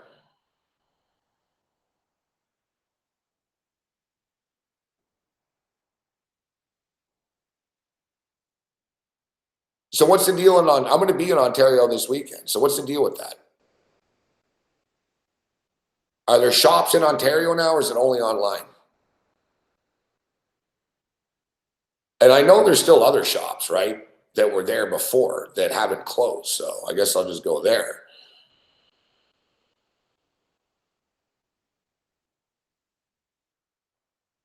Like, how is this so hard? Like in other places, I saw like in Winnipeg, they have stores and shit.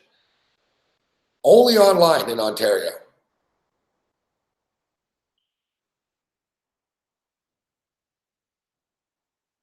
That's ridiculous.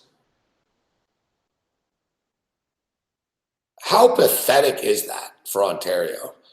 Like, fuck, like what were they doing? Like, I don't like, I'm not one of these people that blames I'm not one of these people that blames Trudeau for everything that goes wrong in Canada, but like I don't see how he could have fucked this fucking thing up more than he has.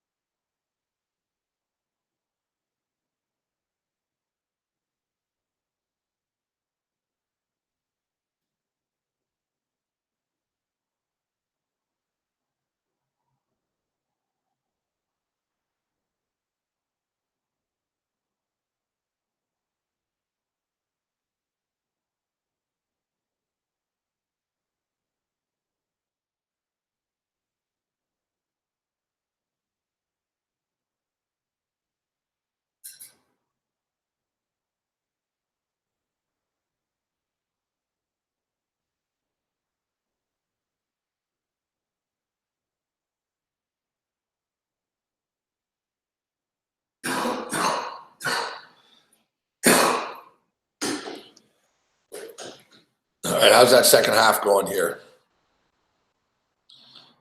How's that second half going on in this Laker game? We get a stream going for this one.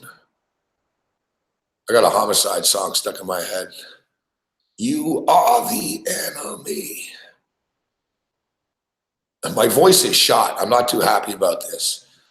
Listen to my voice. It's fucked up, man. It's all shot right now. I got to fucking I got to sing heavy metal on fucking Saturday and Sunday. It's going to be a problem. I got to do it, fuck. So my voice is going to be fucking shredded, fuck. So speaking of which, I got to shut things down in a minute or two here. So like I said, we got a big show in the morning here. We got George Wallace, the comedian, Teddy Covers, the handicapper. You know who it is. I don't have to introduce Teddy to you. Marlins man is checking in from Dodger Stadium.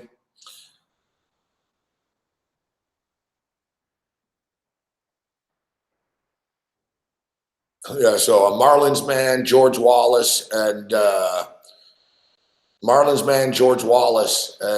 Teddy Covers in the morning.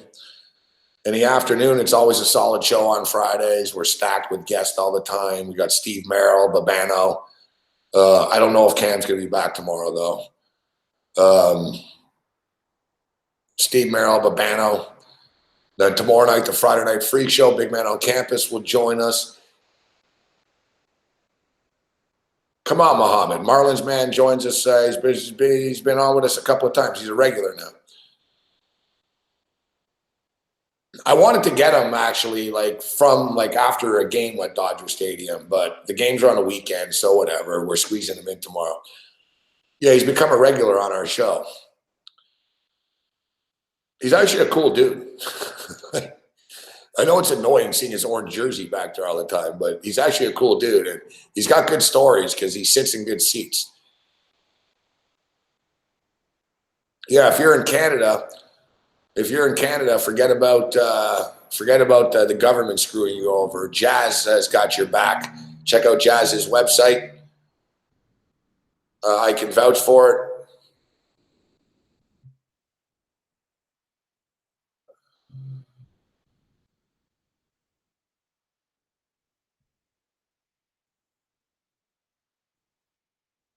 So yeah, Marlins man is going to be in the house. So listen, give us a thumbs up if you haven't for Sportsbook Review. Remember to check out Bet Online. It's a strong book, and it's they're sponsoring the show. So if you want this free content from Sportsbook Review, then you got to support them and support their sponsors. Otherwise, they might just shut this shit down. I'm not saying they're going to. They might shut me down. They're not going to shut down. They've been strong for years. They've been strong for years. But yeah, give us a thumbs up for the YouTube algorithms, and we'll see you guys tomorrow night. Support Bet Online, good sports book, get a good bonus. They'll pay you if you win, and check out the SBR videos of their handicappers tomorrow. What's up, Sonny Vega? We'll see you, Sonny, at that big porn convention. I don't know if I'll make it out to the convention, but we'll see you here. Buffalo Bills and the Jets play that weekend. I know you guys will be busy over there. Maybe we'll try to make it over there, though. Support Taylor. Yeah,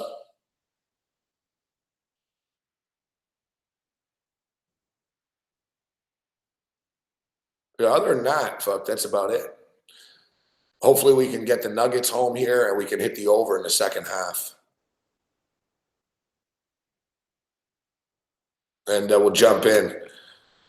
Good news for you guys. We're killing it in this fucking Denver, in the Golden Nugget. I call it the Denver Nugget, the Golden Nugget contest. We're not killing it, but we're in 52nd place. We're in striking distance. We're only 6 games out of first place. There's a big log jam. We got 28 wins. The leader's got 35. So we're 7 games off the pace. That's first place. Another 5-2 last week. We started 5-9, and now we're 28-19. So it's been a big turnaround. It's been a fucking tear, 23-9, 23-10, 23-10-2 in the last 4 weeks or whatever. But we got to keep it rolling. Man, the Golden Nugget contest is hard. Everyone's got a good record. So listen, they've already scored 27 points here, and we're on a good pace here. We should be able. We're on pace. It's going to come down to the wire for our second half over.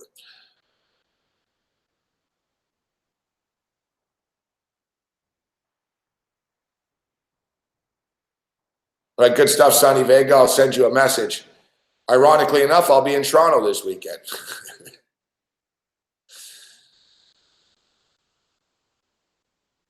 All right. So, yeah, we're out of here. So give us a thumbs up. Support SBR. We'll see you on the morning at 9 a.m. on Carton and Friends, Fantasy Sports Radio Network. I got to get this white dot looked at. It always looks like I have some sort of white thing here. But I really don't. But I do. I evidently do because I see this white dot right now. But look like there's not stuff on my mouth. It's fucking baffling. It's like George Costanza. It's like a white dot, disconfiguration. I'd get that checked out if I was you. Other than that, you're on your own. Later.